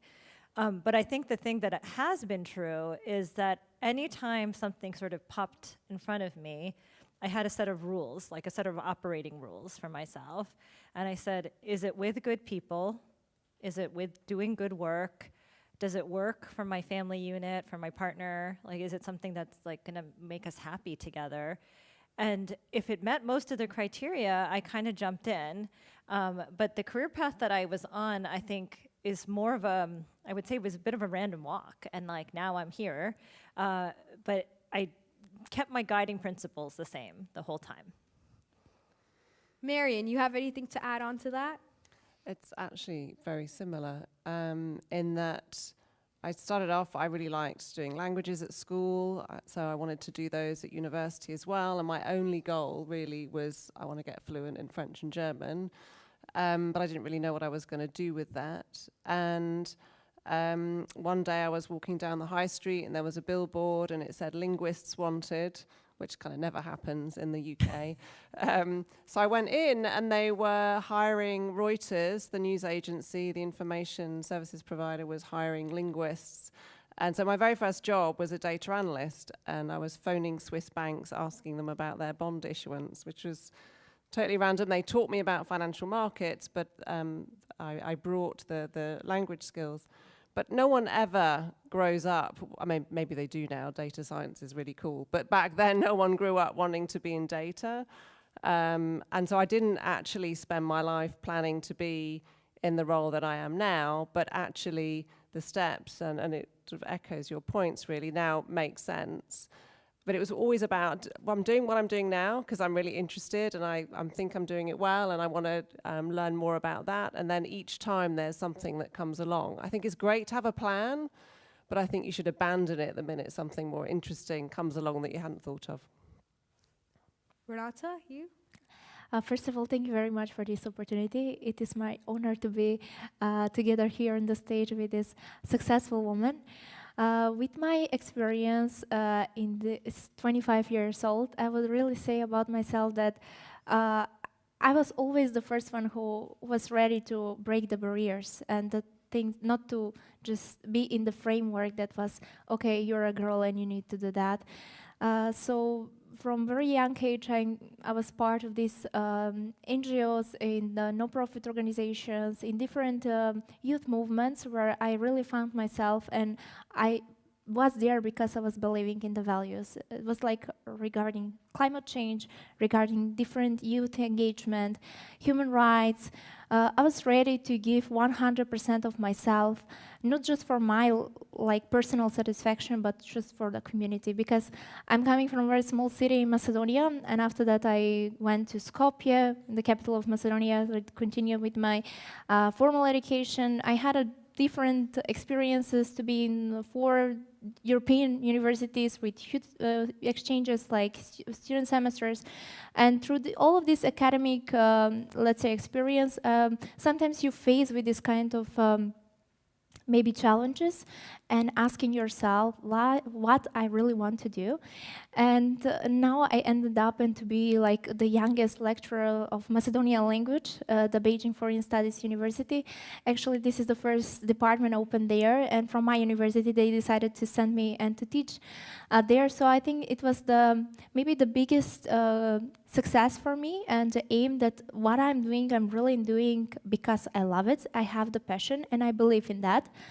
And I believe that it's totally normal during our career path to change our professions, because as Oscar Wilde said, like if you just ended up at the point that you feel that you gave everything from yourself, it's okay to change the direction, because now we live in the world where we have so many opportunities, and sometimes we feel like is it the right thing that I'm choosing right now? And we always face with different decisions. And until now, I had also this kind of overthinking process.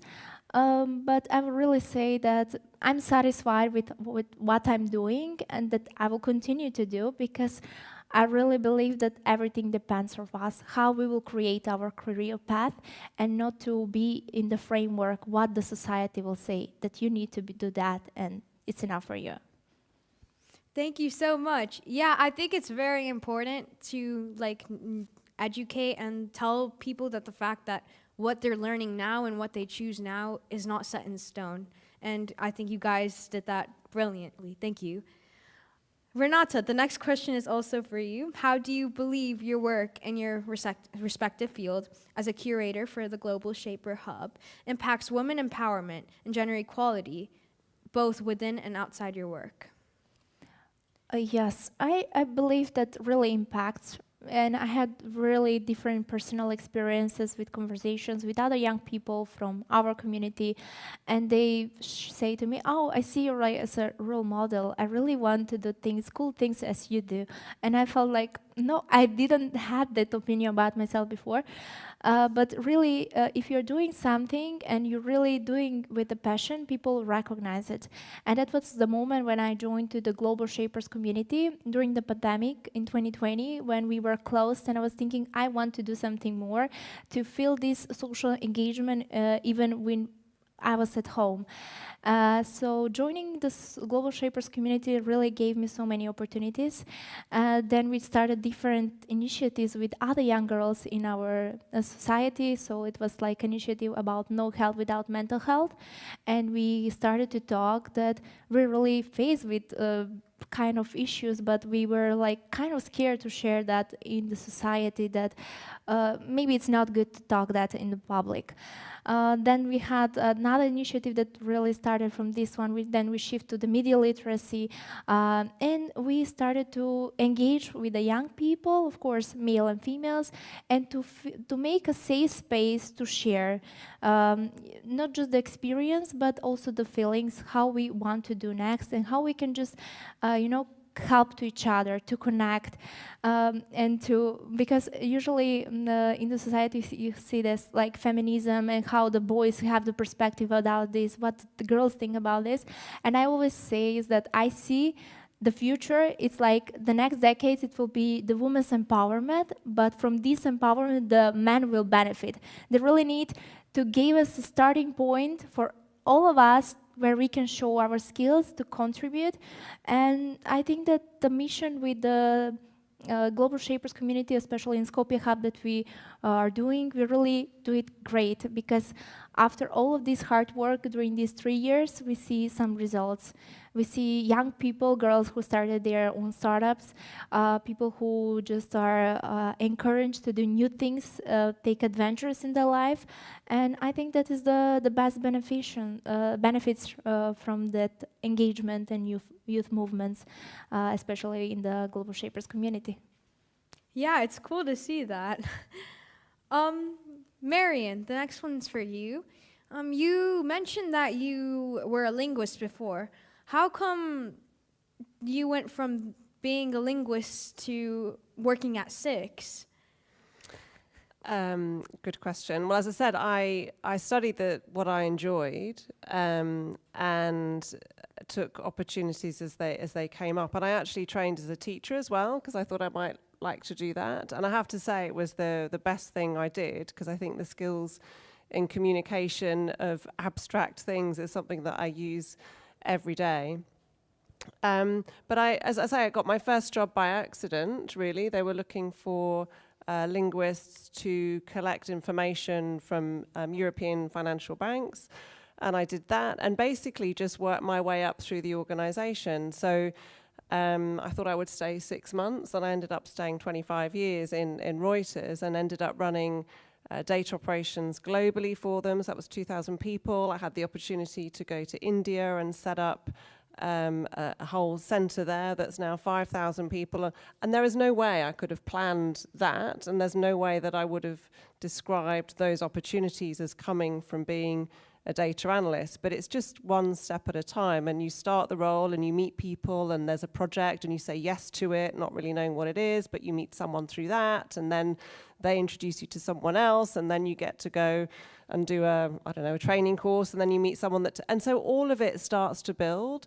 But actually having a plan that is totally linear and sequential is quite difficult to do. So I think it's about building the skills and the networks and the experience. And just remember that everyone does everything for the first time at some point. So you never walk into a job knowing totally how you're going to do it. But you can prepare for it, and you can talk to others who've done it before, and you can ask for advice and support. But everyone actually is faking it at some point. And it's worth remembering that, because, I remember the first time I got, because I was running operations jobs, it was big sort of team management jobs, but the first time I moved into a business role, so responsible for revenue and sales and product strategy and things, we didn't have anyone. Reuters is a huge organization, but at the time there were no women in the business leadership roles at all. And I desperately wanted to succeed in this role. And there's two ways to approach it. One is to kind of jump in straight in, do your best to prepare, but actually try and be ready to perhaps not get it 100% right. And the other opportunity is that you kind of go quite cautiously and just, stick with the things that you know and do well. And I just decided to go for it, and decided that I would rather be fired for getting it wrong, but trying, than actually being seen to be a bit weak and ineffective. So I just kind of tried. And then you work out that actually no one else is that good either. And, you just have to put yourself out there and be prepared to get it a bit wrong, but learn from it. Thank you. The next question is to you, Shrishti. You said that you worked at, I said in the introduction, but you also mentioned that you worked at McKinsey, but before you were in the biopharmaceutical company. So similar to my question to Marion, how did you go from doing work in the biopharmaceutical industry to going to McKinsey? And did you see any difference in women empowerment and leadership? So actually, before I was at McKinsey, I was a physician. I was pre-med, I trained in medicine, and it was during my medical school years that it was the early 2000s, so this is way before some of you in this room. And one of the crises that was going globally at the time was the HIV/AIDS crisis, and it looked different, just had a different sort of pattern in different countries. So in Asia and Africa, it was very much heterosexual transmission, and in some countries in Africa, the HIV epidemic had an impact of reducing life expectancy to their 40s. And this was devastating, and this was sort of a time where you realized the impact of health inequity. And we had a really great panel this morning on the future of medicine and where these innovations go.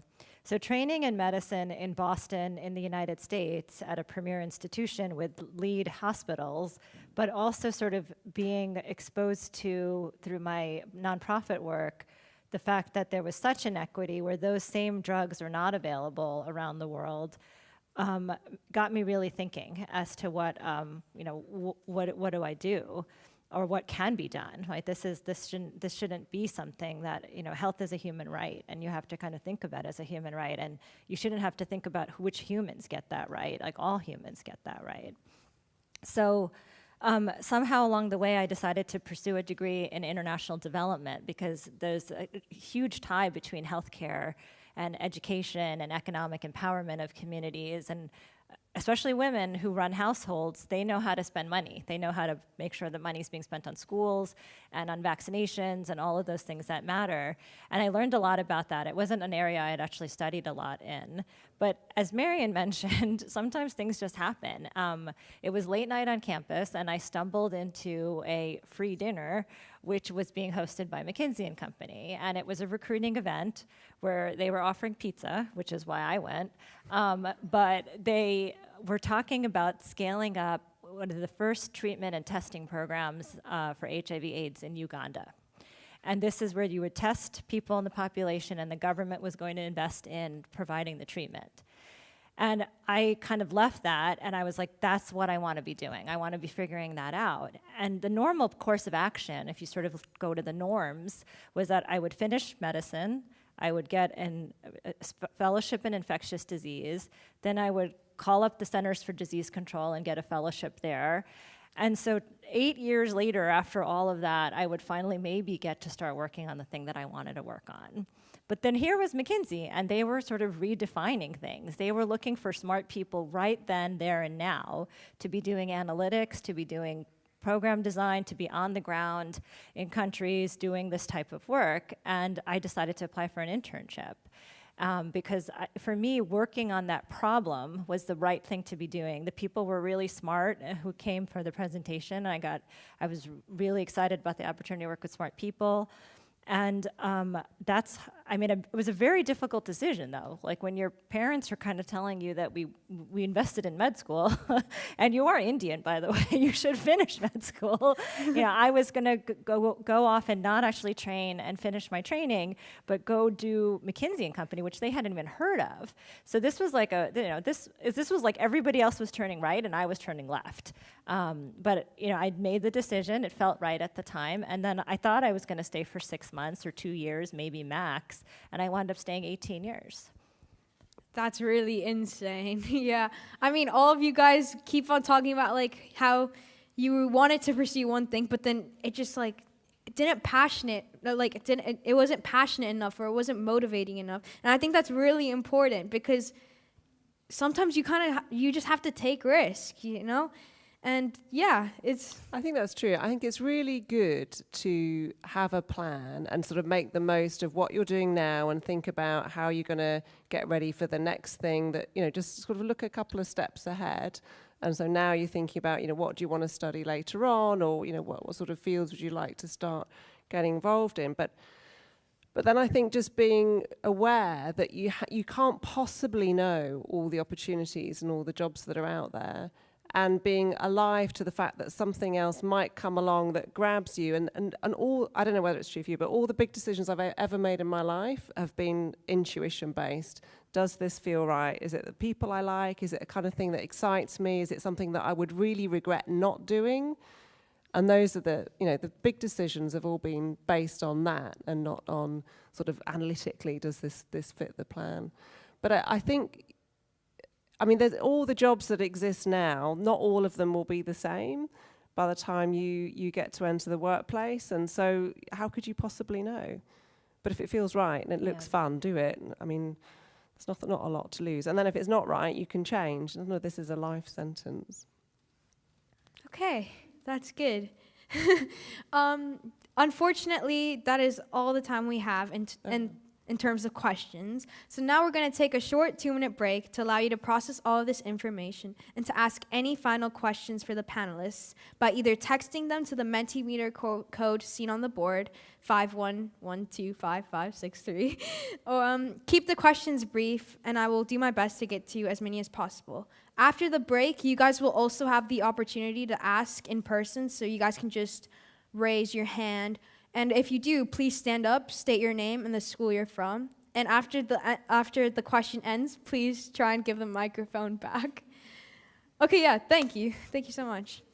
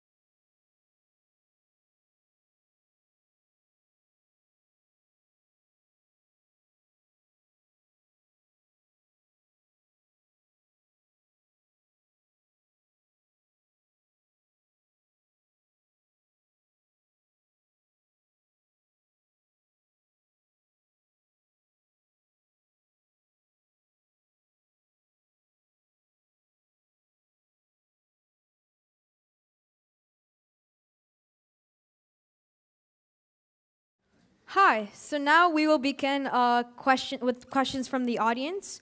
As I said before, if you have any questions, please stand up, state your name, and the school you come from. You guys have any questions? Okay, I saw you raising your hand first in the sweater with the short hair. Okay, is it working? Okay, I'm Laia. We're from Kantonsschule Zug, and I was wondering, on the way to leadership positions like yours, I think you meet a lot of other women on the way, and I feel like you might feel like you're taking opportunities from other women, and how do you deal with that, or how do you find a balance between helping other women also and also, you know, going your own path? And yeah. Who do you want to take that? Anybody? Renata, would you like to start us off? Okay, I can.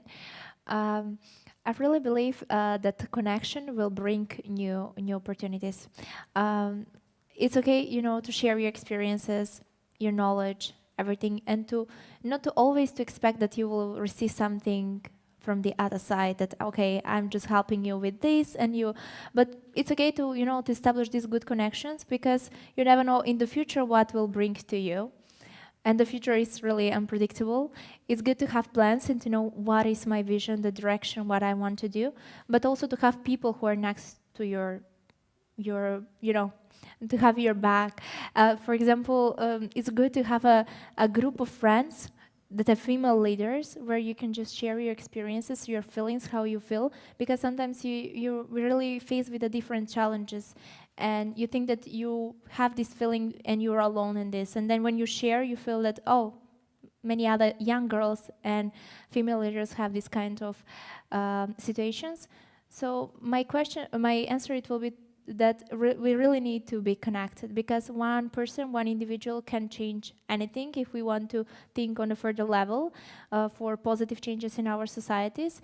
And it's okay to be successful, to pursue your goals, but also it's good to think about you know, collective responsibility, what we can do together as a female leaders, which kind of bright perspective we can give to the future generations.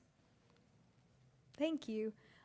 Marion, do you have anything I'll just say, I think it's not a competition, and I've experienced so many male and female leaders who've really sponsored me and helped, and I have never seen or felt that behaviour.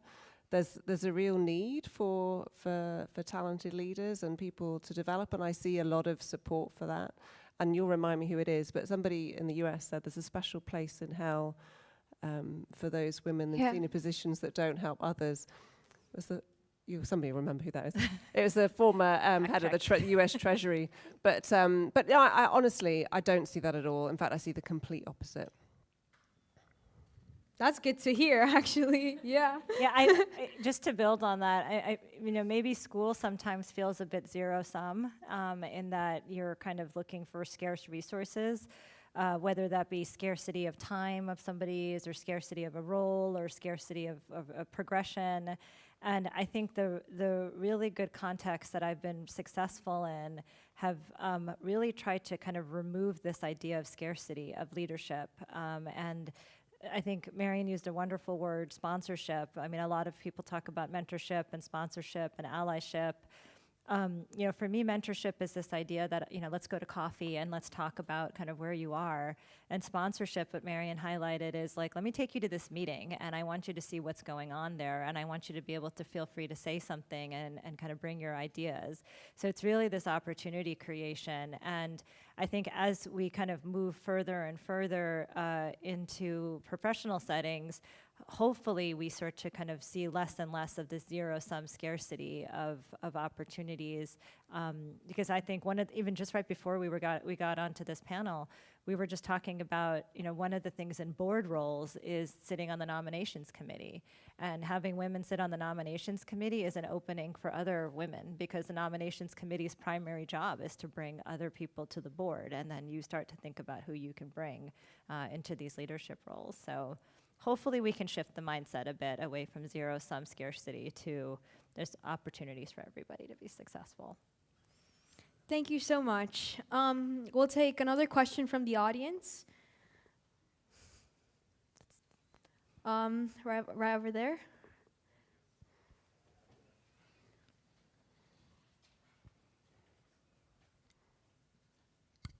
Thank you very much.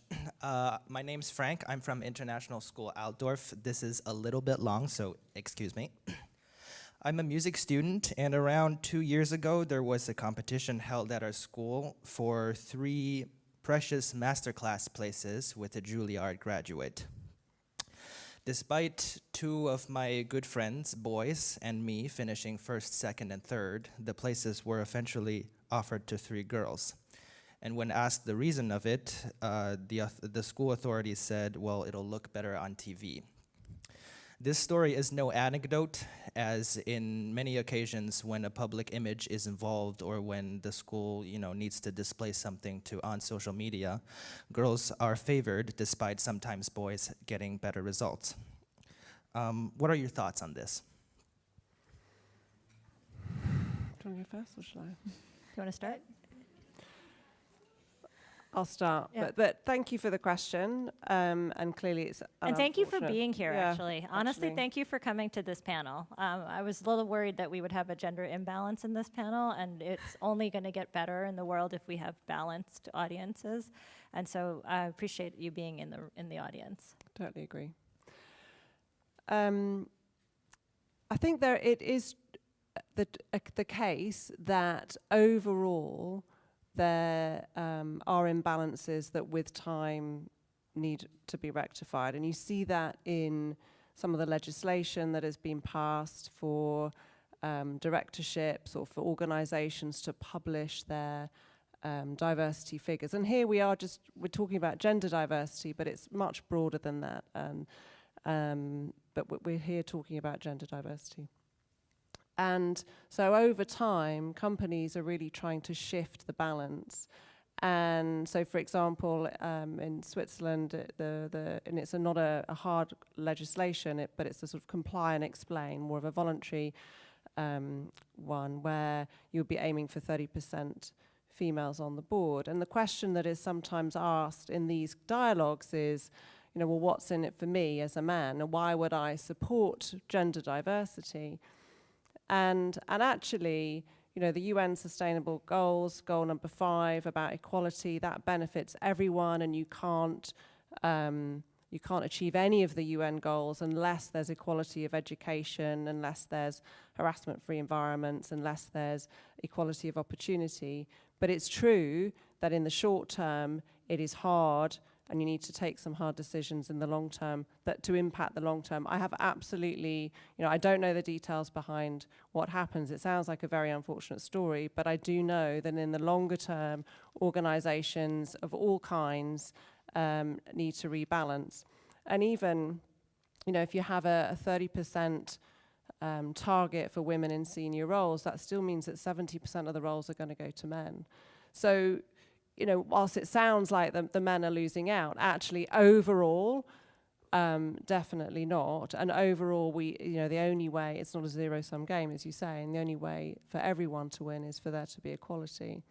Don't know if you... Yeah, I'd love to add to that. I mean, and sorry for the unfortunate anecdote that you shared. And we hope, as we're working towards diversity and equitable treatment, we're really focused on meritocracy.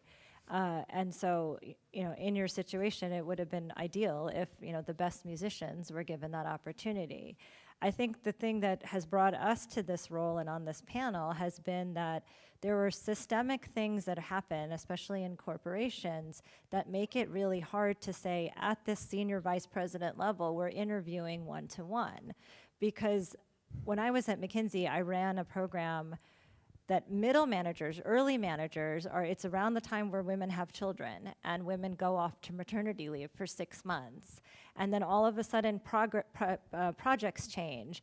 And men who are not taking a parental leave are able to kind of go and they're working that 6 months.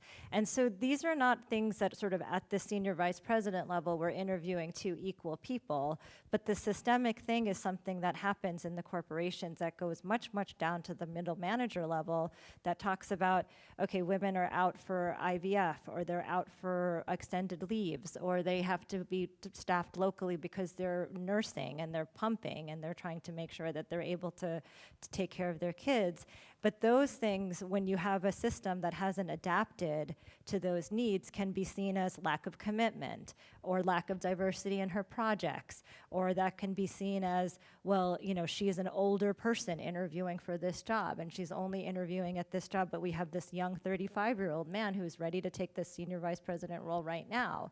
And so a lot of what brought us here, and a lot of the things that we're working on that are much more nuanced than just representation, have to deal with identifying those biases in the systems and trying to systemically take them down so that evaluation systems are more equitable, that promotion and things take in part into parental leave and not just maternity, and you know, men can take time off too, and just trying to build a little bit more equity into the system at those stages so that we really are choosing in a very meritocratic way, you know, who are the right people to be in leadership roles. Can I just tell a story, I think, just to give heart? No one ever talks about the jobs that they don't get and the failures that they have.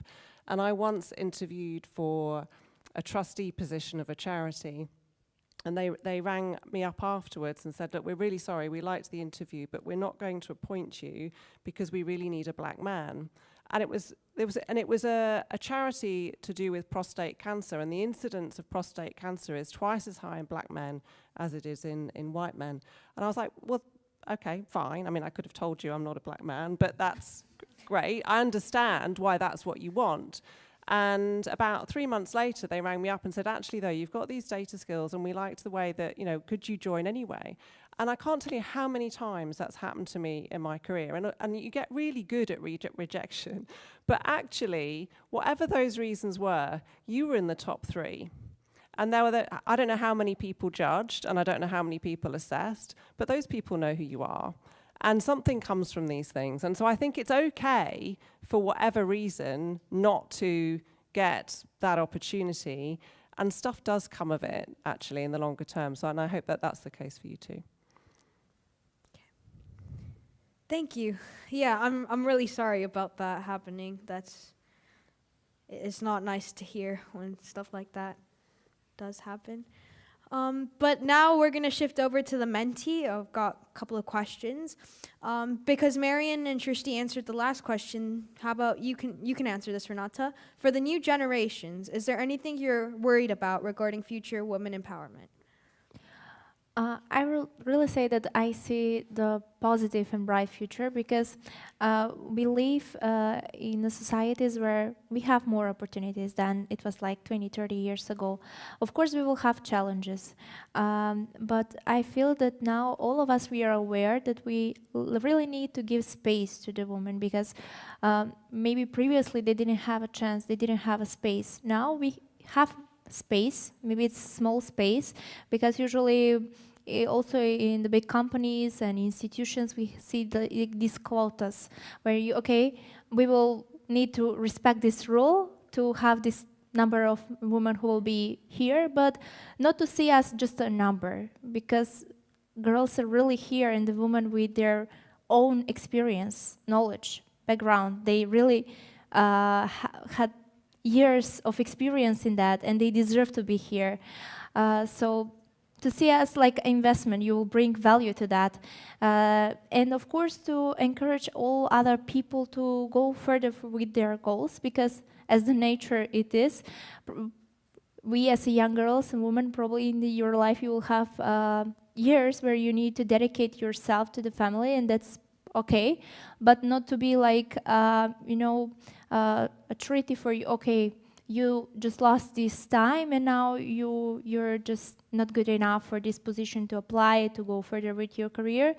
just accept that, but also to, to support each other, because also it's not a competition between men and women, it's all about the cooperation. We need to find our common language, how we can help each other, and of course to have the space for the people who deserve to be here, because previously women didn't have the space. Now we have the space, and of course we need to work harder to have this bigger space for the future generations. Thank you. Another question from the mentee, Marion and Trishti. This one is for you guys. How do you think corporate culture hinders women from pursuing these jobs?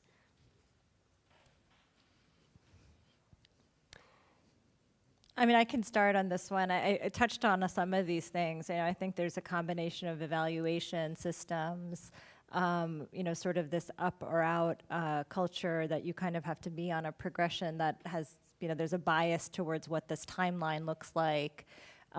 There's a lot of gender stereotypes that I've seen in my corporate years. It's like someone on the team's birthday, and they're, it's like who's going to organize the present, or who's going to organize the lunch reservation, and this kind of unpaid office work often falls on actually pretty busy women, who are all equally busy. So there's just sort of unpaid aspect of kind of like the organizational stuff that happens at work.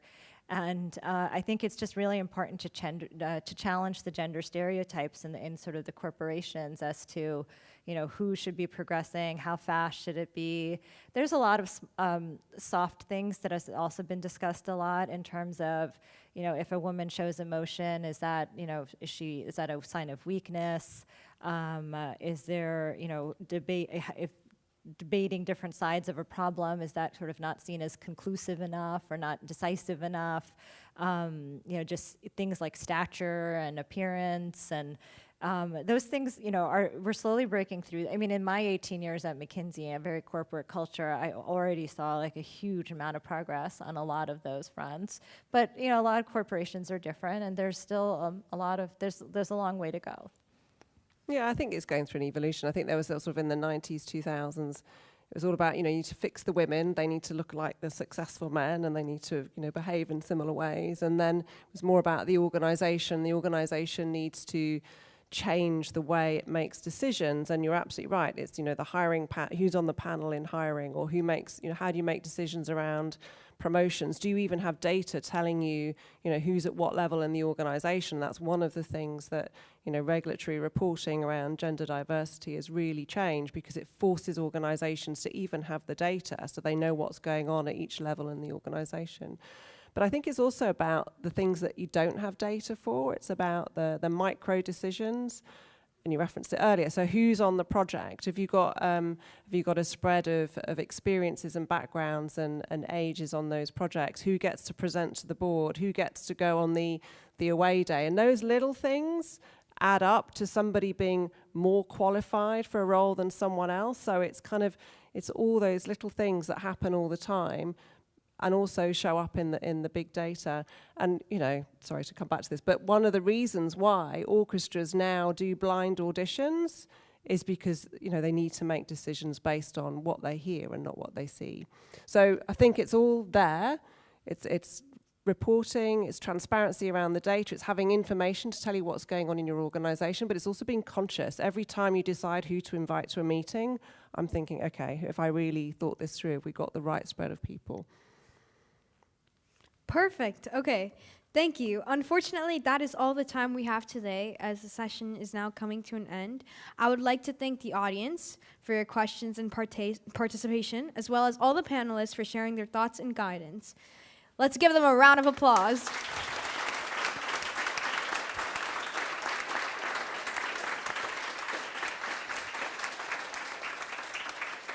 Okay. I would ask you all to now begin your transition to session number 6. If you do have any questions for the panelists, feel free to approach them after the end of the session. But please be mindful of the time that you have left till session number 6. Okay, thank you so much. Have a great day.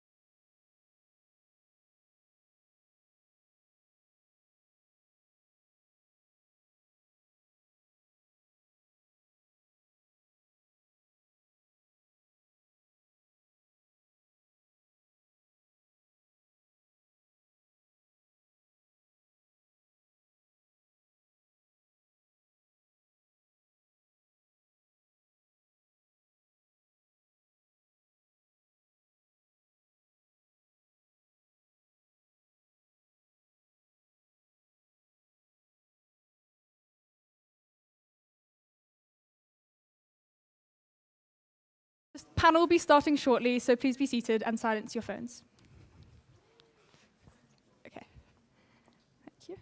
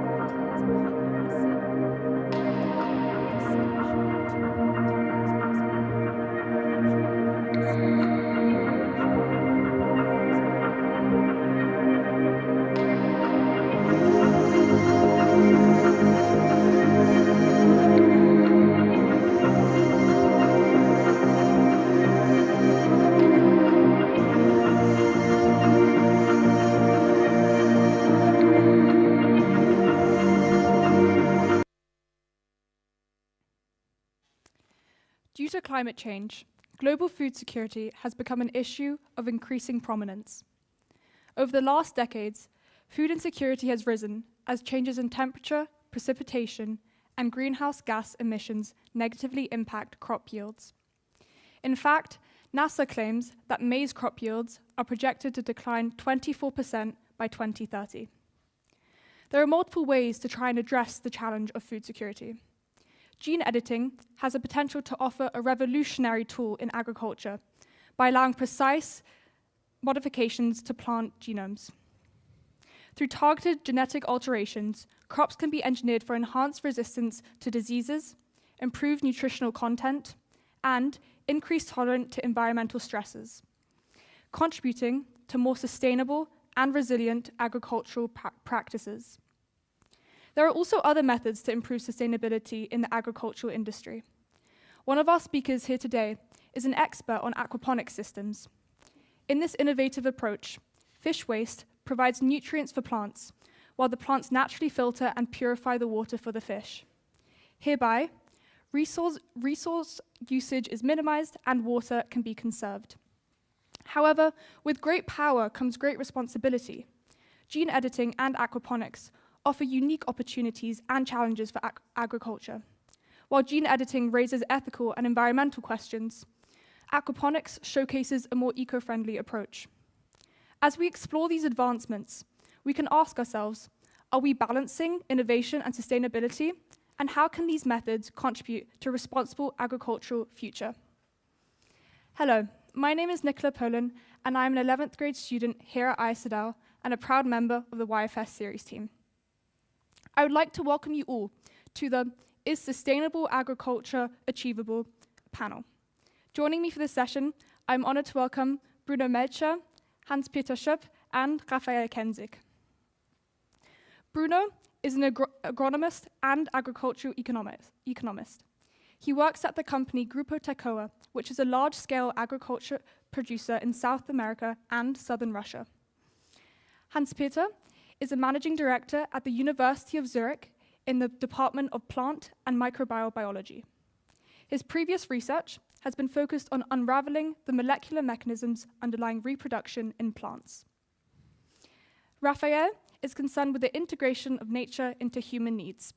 Whether in food production or in dealing with the resource of water and biodiversity, the discipline of ecotechnology has proven to be a suitable tool for him. In fact, he's become an expert in aquaponic systems, a resource-conserving food production method. The first 25 minutes of the session will allow our panelists to answer the questions I prepared and discuss them openly, with the remaining time leaving you, the audience, time to give any questions you have about sustainable agriculture. If you'd like to ask a question at any point, please send them to the following Mentimeter code on the board. We are now ready to begin. As we gather here to explore the future of sustainable agriculture, I would like to ask all my panelists to answer this question. What do you each see as the most pressing challenge in creating a more sustainable and harmonious relationship between humanity and our environment? Hans-Peter, if you'd like to begin.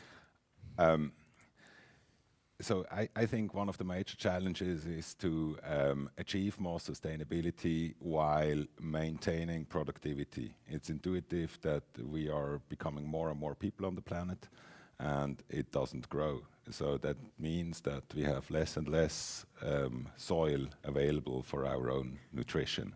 So that is one problem. So whatever we do in order to improve sustainability, we have to make sure that we maintain productivity. And I would quickly like to ask to show a slide, because I have sent you guys a figure that is from the Federal Ministry of Statistics, and it shows that we're producing about 20,000 terajoules of digestible energy in Switzerland, but we use about 50,000 terajoules in order to produce that food. And in fact, we are needing more and more energy to produce the food, so the energy efficiency of Swiss agriculture is actually declining. You can see that, for instance, fodder import is a big issue, that's meat eating, but on a whole, agriculture is an energy loss business.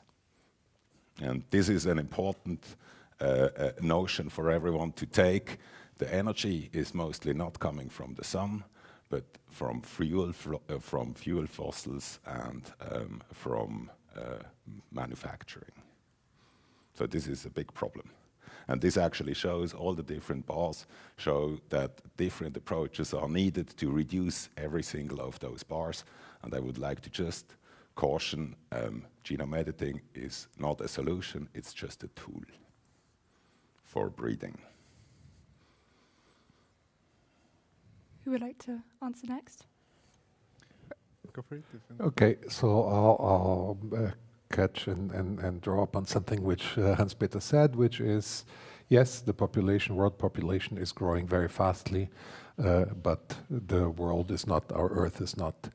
And I would like to give you guys some figures which to me are the first thing that we need to look at when we're talking about sustainability and the use of our resources.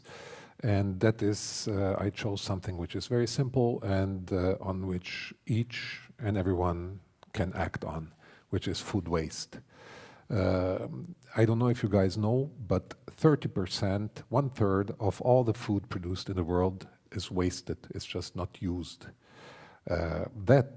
If you think about that, in current times, that could feed over 2 billion people, which is 1/3 of the food population.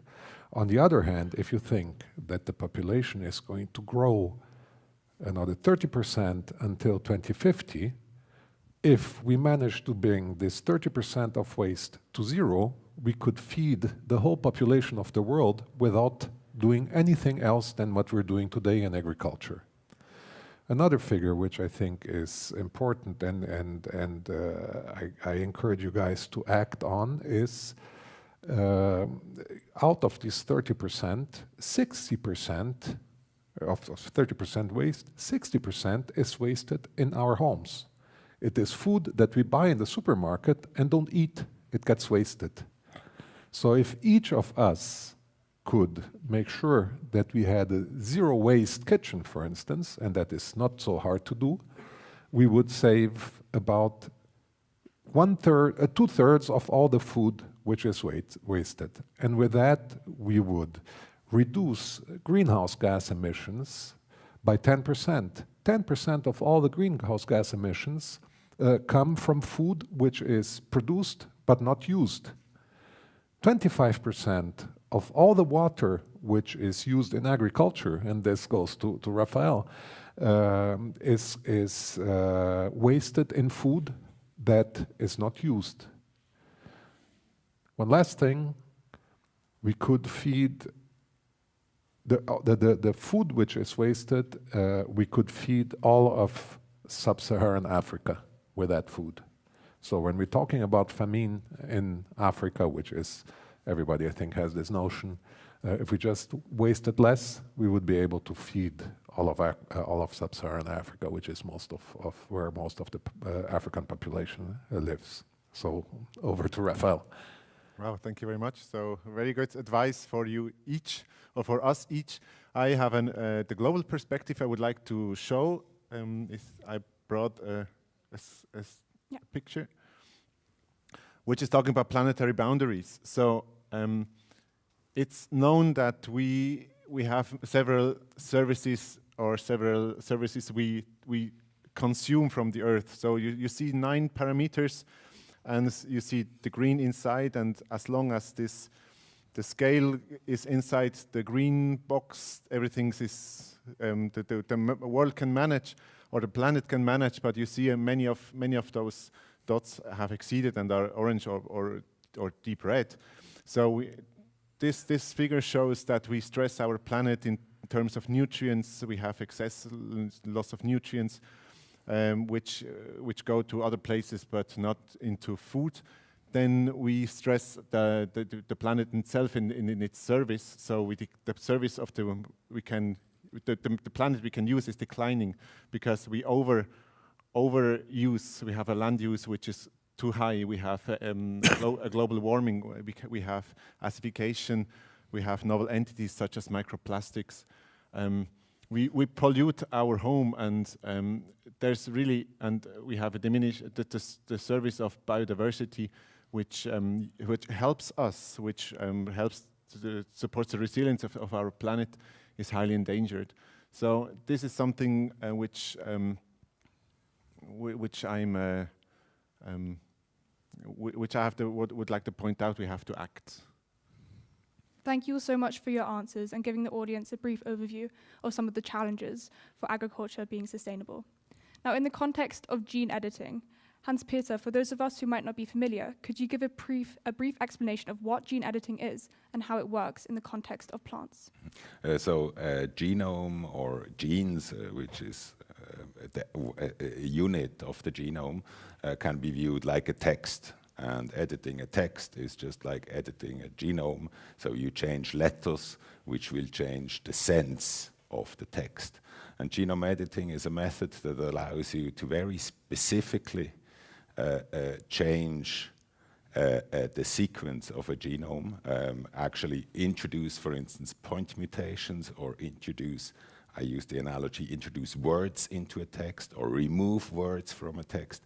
So it allows you to very rapidly introduce genetic changes. And the big potential there is that it happens very rapidly. You can do this in a matter of weeks. You can modify multiple targets, which allows you to accelerate breeding by a tremendous factor. Breeding is usually very slow. Imagine if you do apple breeding, it takes you 10 years to know the result of a cross.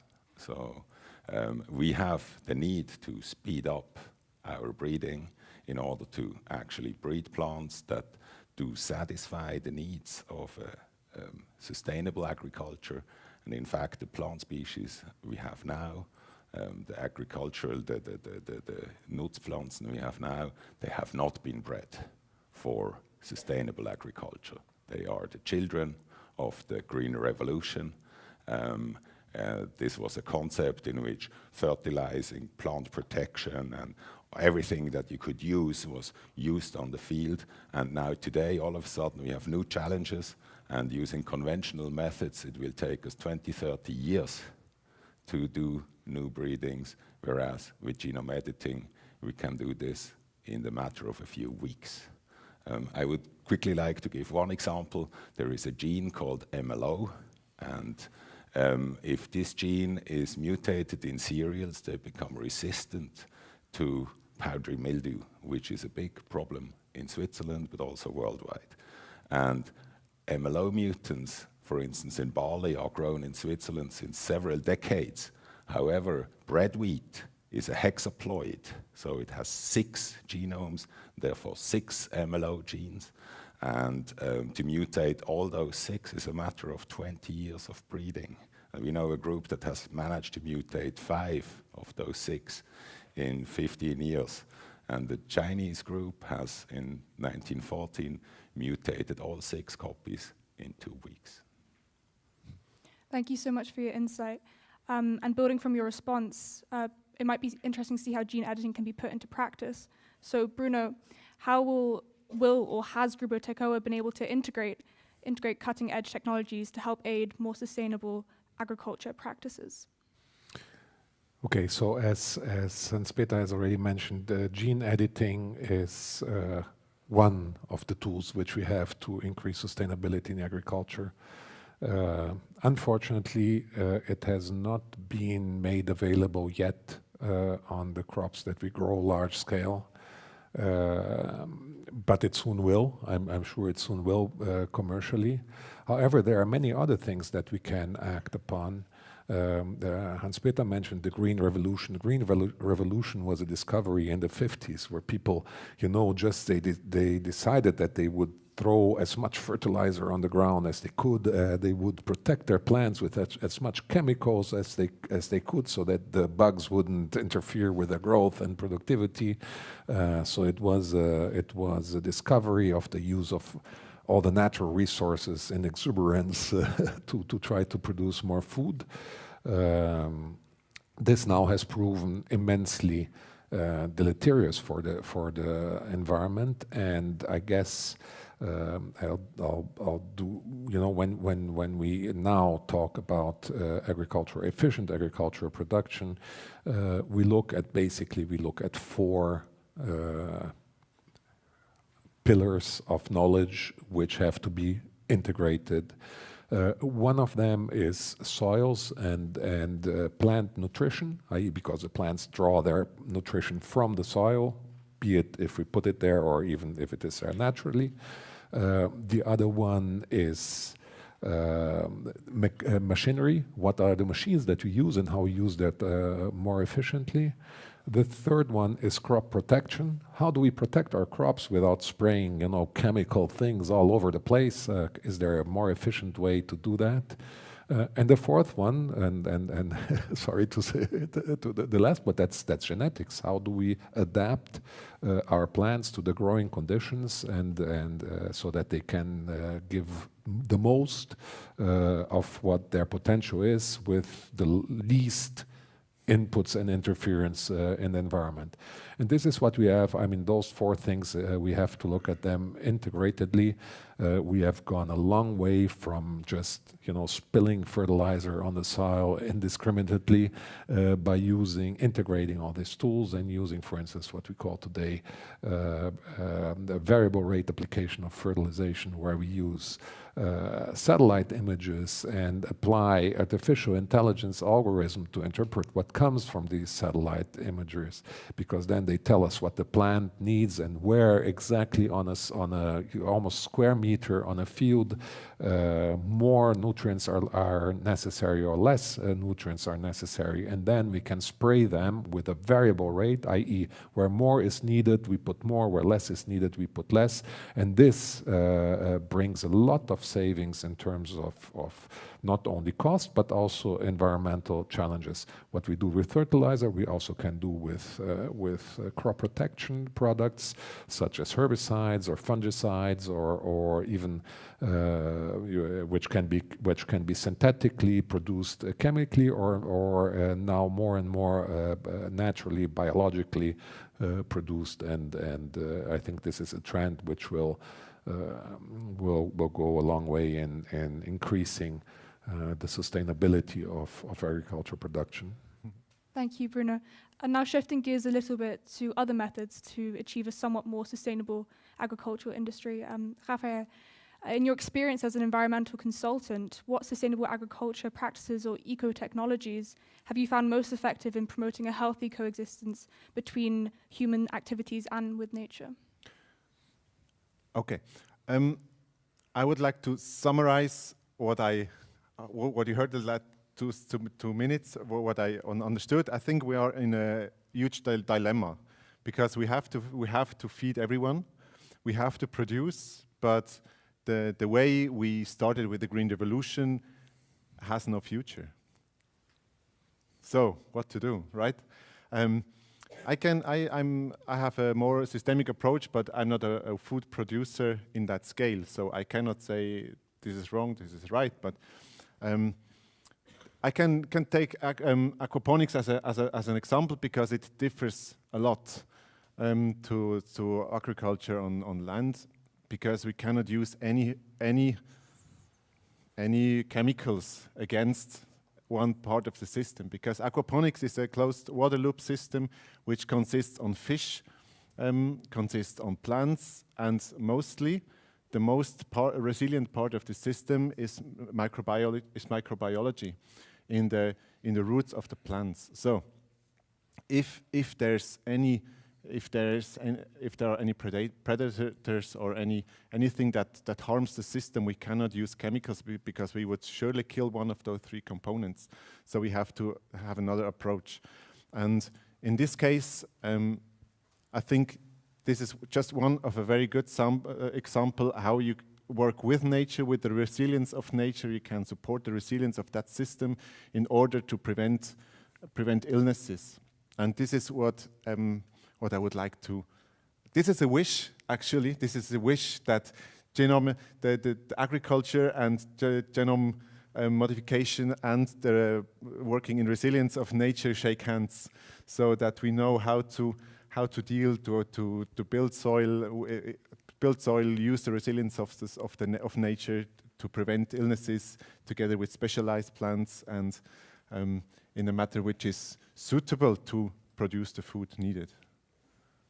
Thank you so much.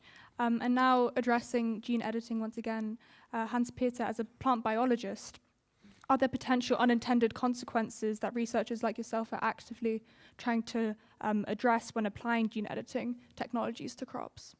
So unintended consequences might be twofold. So one, that the genetic modifications, so the point mutations that you introduce, are not happening at the place you want, but elsewhere in the genome. A genome is relatively large. In humans, it's 3 billion nucleotides. The Gebrüder Grimm storybook has only 4 million, so it's a lot of information. So unintended consequences might be effects, so-called off-target effects, that not the sequence you want to change is being changed, but some other sequence. This is something that one can test, and for genome editing, this has not yet been described, unlike for tDNA transformation, where so gene technology 1.0, if so to say, where the foreign genes landed in an unknown place. So this is so far highly specific. The second type of unintended consequence is that there is properties on the field that you may not want to have. And there I only have to say that actually risks resulting from properties are a common feature. We see this with not only with the genetically modified plants, but also with conventional crops or even wild species. So the keyword neophytes, neozoites, so these are actually causing exactly those kinds of problems that have been suggested for GMOs. So what I want to say is that the risks actually depend on the properties of the organism and not on its way of creation. Yeah? So when looking at the way of creation only, what a lot of the GMO opponents do, then you miss a lot, actually, especially when it comes to risks. Yeah? And it's not only Bt maize that may be a risk, it may also be organic ginseng, for instance, because ginseng you have to dig out again if you want to get rid of it from a field, whereas maize, it won't grow wild populations. So what I am claiming is that no matter how we produce a plant species, we better test it before we release it on the field. And that's independent of its way of creation, whether it's conventional or GMO, we better test it. Thank you so much. And I think it's definitely now, it would be interesting to look at your guys' visions for the future. So how does each of your fields of expertise contribute to creating more sustainable practices? What do you believe for the future? Bruno, if you would like to begin. Well, I guess, you know, when you think about an agronomist is someone who knows a lot very little about a lot of things. So we have, as I described to you, we have to combine. When we produce food, we have to combine at the production level several very, very specific fields of knowledge, which go from mechanics to soil to biology to geology to mathematics, and I guess what we try to do here is to see what is available and combine all the technologies in a way which are more effective. I give you an example on which is not too far from Green Revolution, which is how we occupied the Brazilian savanna over the past 30 years, from 0 to almost 30 million hectares of production. And the only reason that we were able to occupy it in that pace is because the technology needed was very, very, very low. And why is that? Because there is ample water supply. And water masked all the inefficiencies which we had by using this ecosystem. So we did many, many big mistakes because they were all, we could not see them because water was enough there to mask and fix those mistakes. Now, as we move along, this exploitation of the Brazilian savanna has reached its limit, because after many, many years of monoculture, which was possible there, soybeans or corn or what have you, the ecosystem is putting its own, sending its messages and putting a brake on that, and there is some vengeance, because now after that so many years of only one thing being done in a wrong way, it has created a lot of, it has allowed for a lot of, for the development of a lot of natural enemies of those plants, which found in that monoculture a big chance to grow very rapidly. So we were producing the ideal food for a certain type of enemy of the food which was produced. And the food is soybeans, and the enemy is called nematodes, which are one of the probably predecessors of the dinosaurs. It's the eldest, one of the eldest organisms which live in the world. So that great imbalance, so we created a big, great imbalance, and now we need, for the future, when you think about the future, we need to think how we curb that and how we bring that back. So I guess what we're learning is that we have to slow down a little bit the intensification of agriculture to allow for a better mix between cultures, complementary cultures, where nature, as Raphael beautifully explained, is able to come back and show its resilience and its natural balance, so we can help nature a little bit, because we can look at things. We have learned a lot. We can do things which will probably accelerate that process of rebalancing. But we need to leave for the future. We need to. What we've learned is that resources are not infinite. That we have to deal with them. We have to be respectful, and we have to be respectful of nature and its workings, and maybe use a little bit of our intelligence to, take all of the fields of knowledge, combine them in a way which is more balanced than just pouring, trying to extract the most out of nature in the short term. Do you have anything to add? Yeah. Yes, I have something to add. Thank you very much for that statement. I would like to point out that in Switzerland, for example, in agriculture, there are always sectors around a sixth of the area which is not productive. So in that place, biodiversity can happen. Those predators of the predators can grow, and resilience can grow of the soil, of the whole system. And as biodiversity spots overlap, there are even more and more spots for more species, and that's for sure something you can add, because the fertile soil is really valuable, and we have to take care of that. And I don't know how good it's possible to add some unproductive points to let the nature regrow, to regrow its resilience.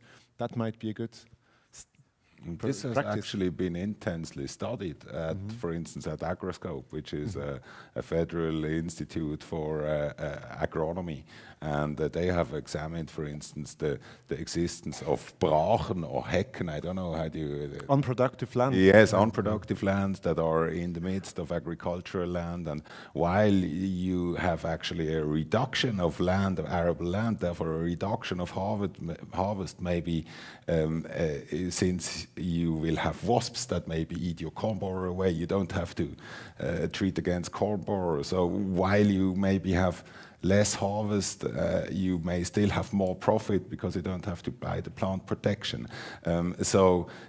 Ideally, a gain in sustainability is also linked to a gain in profit, because otherwise it won't be implemented. In general, what I feel, this is all right, and certainly we have many technological levels in order to improve things. So for instance, what you mentioned about remote sensing, that does not only work from satellites, but even just from drones that look a few meters above, say, your vineyard, and will treat only those plants that are infested. And this I've seen this happening in the Burgundy, so these are all things that work already. But coming back to the graph that I showed, there is actually people trying to do research to make agriculture more sustainable while maintaining productivity. And this is in fact possible, but it will lead to a change also in society, because it involves a lot more manual work. Currently we have 3% farmers in Switzerland, and a society of the future that has a sustainable and productive agronomy probably will have around 20 to 30% farmers. So, but the good news, Hans-Peter, Huh? is the good news is that if you combine what you're saying with what I said in the beginning, we have time, because if we just save what we're wasting, we have time we will have time to feed the world and do these changes at Indeed. Yeah. Indeed. I don't agree. I don't agree at all, as we really exceed boundaries, and we are far away from being sustainable, so we cannot stop at this level.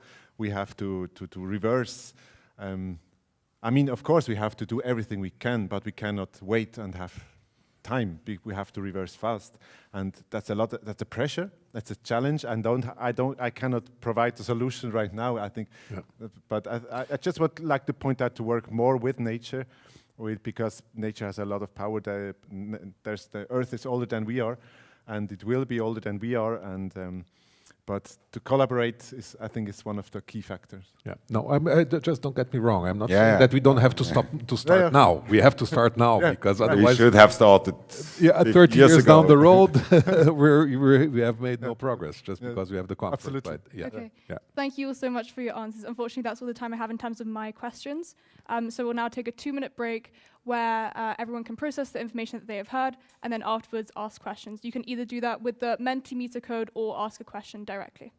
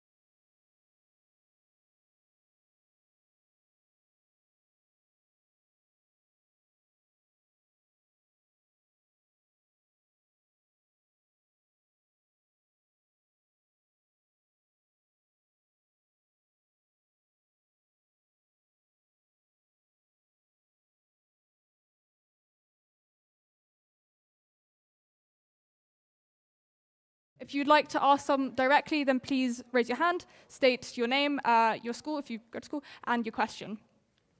Yeah, the man here right in the front, yeah. So Bruno and Hans-Peter, the two solutions. My name is Toby, and I'm from. Hi, I'm Toby, and I'm from United World College, Robert Bosch College, and the solution that Bruno proposed, which was like, you know, sort of the information-rich approach to farming, smart farming, and what Hans-Peter proposed, the gene editing. What they have in common, from my perspective, is that they both still provide a revenue stream, for example, for Syngenta. They both are solutions that clearly require somebody to buy access to the web service, and then there's stuff that you spray or the genetically modified food. I look at solutions like agroforestry and see, well, actually, I look at nature and see, wow, I very rarely see one plant growing only as a monoculture. I see systems that support each other, and they don't require me to buy anything. And I see solutions like agroforestry that go in that direction, and I don't see them promoted as much. And so my question / challenge to you is, like, what's the link between what are the good solutions and what can Syngenta make money from? Like, what's a marketable solution and what's a non-marketable solution? And how does it influence what we find in our fields? So in contrast to the gene technology 1.0, which is DNA transformation, where all the enabling technologies were patented, genome editing is not patented. So this is available for everyone, for public bodies, for universities. As soon as you have a lab, you can do it. That's one aspect. And the other aspect I just want to mention, these experimental setups in which a productive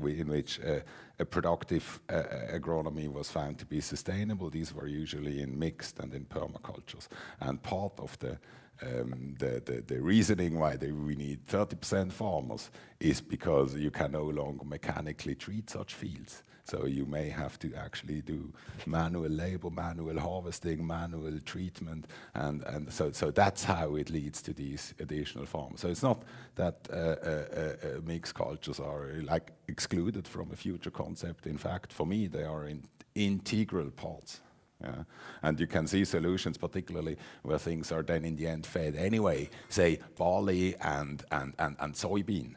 You rather than growing them separately, you can grow them together on one field, and they actually stabilize each other and are more resilient to wind and to being thrown over and to molds and so on. So you can do this already today, but that's going to be one of the many different directions in the future. And we just agreed that we want to make the notion that sustainability is not a binary thing. So it's not that you're either sustainable or you're unsustainable. It's a gradual thing. So currently we are relatively non-sustainable, and we move a bit more towards sustainability. And that's the small steps, and there is many different roads. I wanted to add, maybe because your question is very interesting, and interestingly enough, you mentioned Syngenta probably as just a brand like many others, but I think, you know, coming from again, Green Revolution, Syngenta was, like many others, were companies which strived by meeting demand which you know, was asked for them. They were asked to produce crop protection, synthetic crop protection chemicals. They were asked to produce, I mean, that was a need, otherwise they wouldn't have strived. Interestingly enough, I think we were on that path for over 40 years, and I think we are, you know, alarm bells are sounding everywhere that this path cannot continue.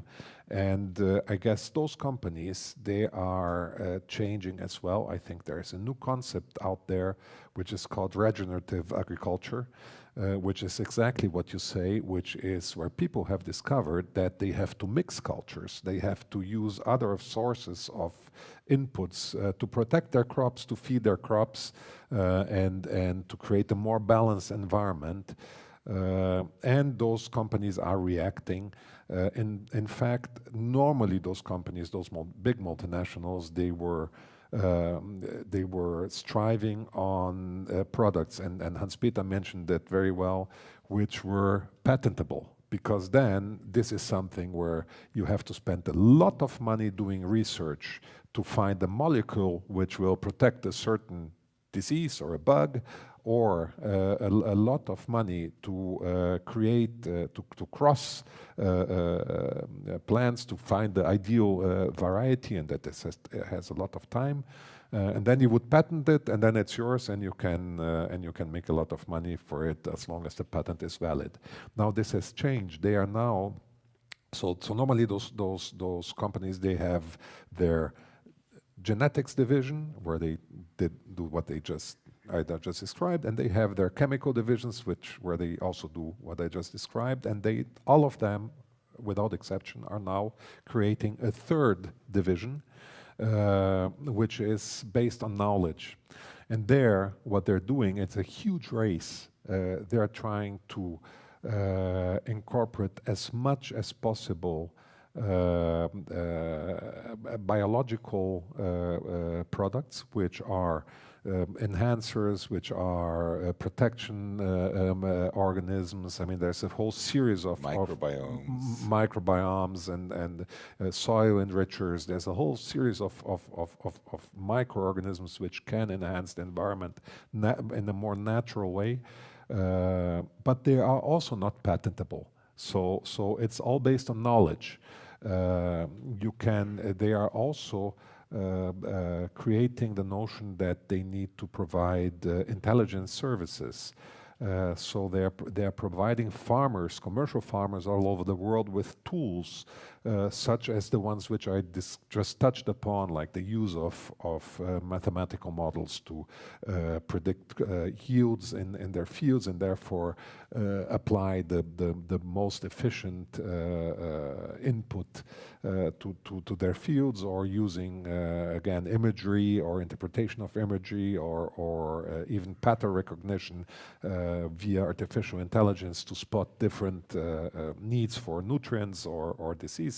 So this is, I think, we're getting into a completely new world where balance and in agriculture, where balance and diversity is coming back.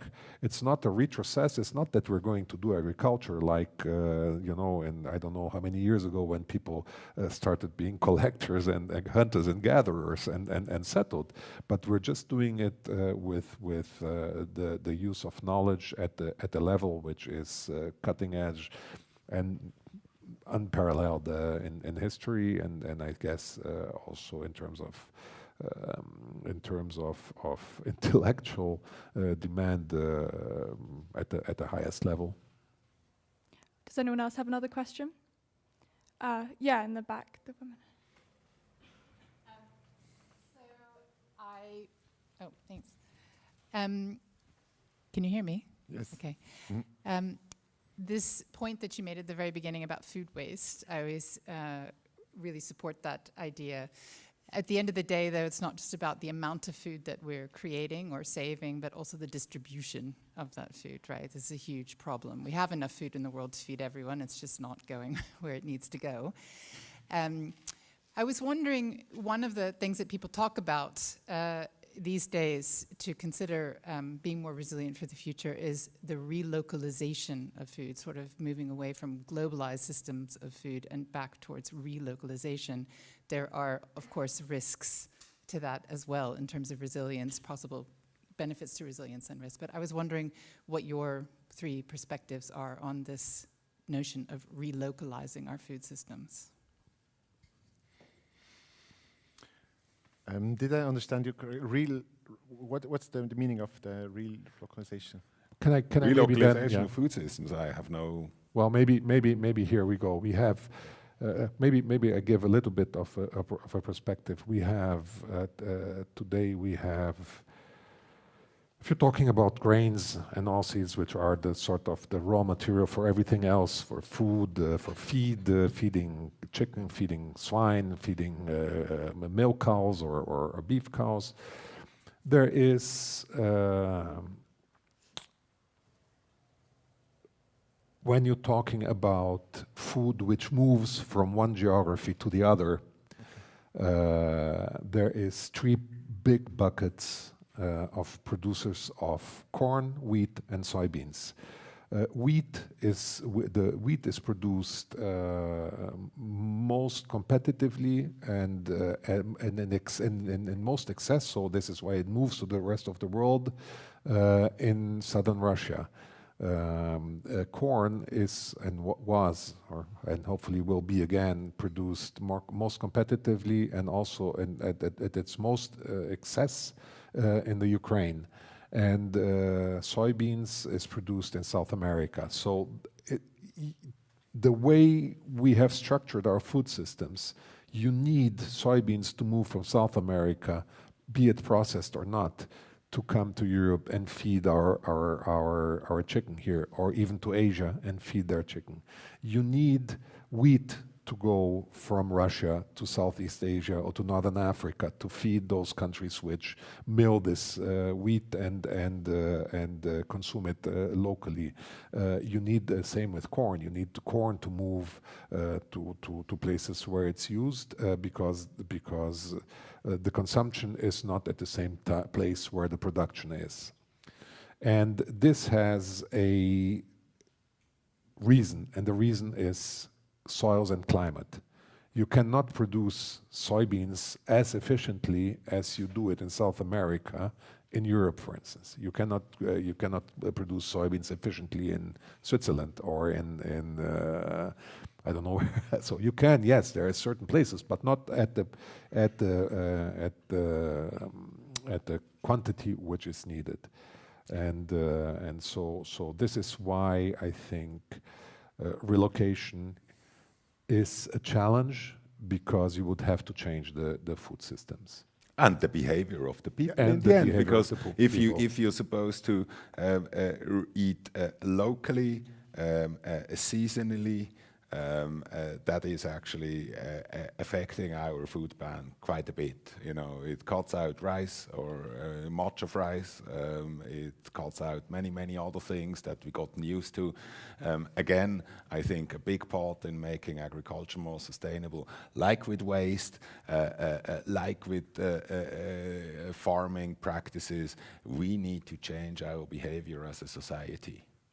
One big aspect being meat eating. You know,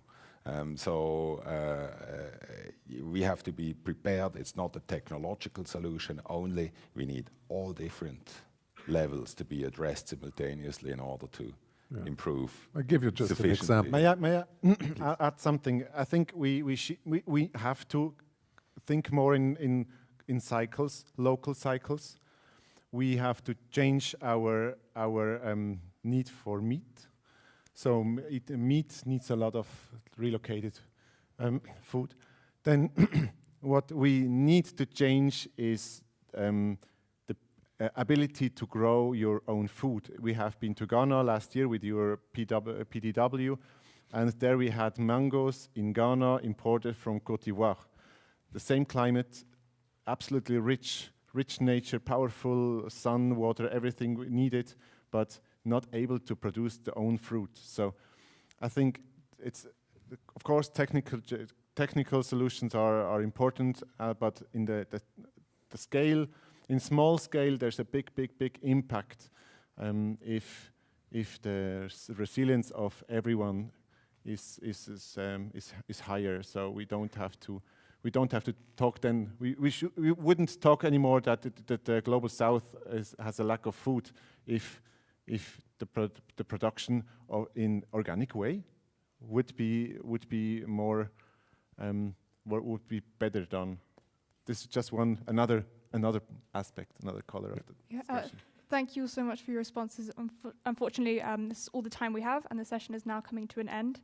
I would like to thank the audience for their participation and for their questions, as well as for the panelists for all of their knowledge that they gave and their insights on the very important topic of sustainable agriculture. So I would,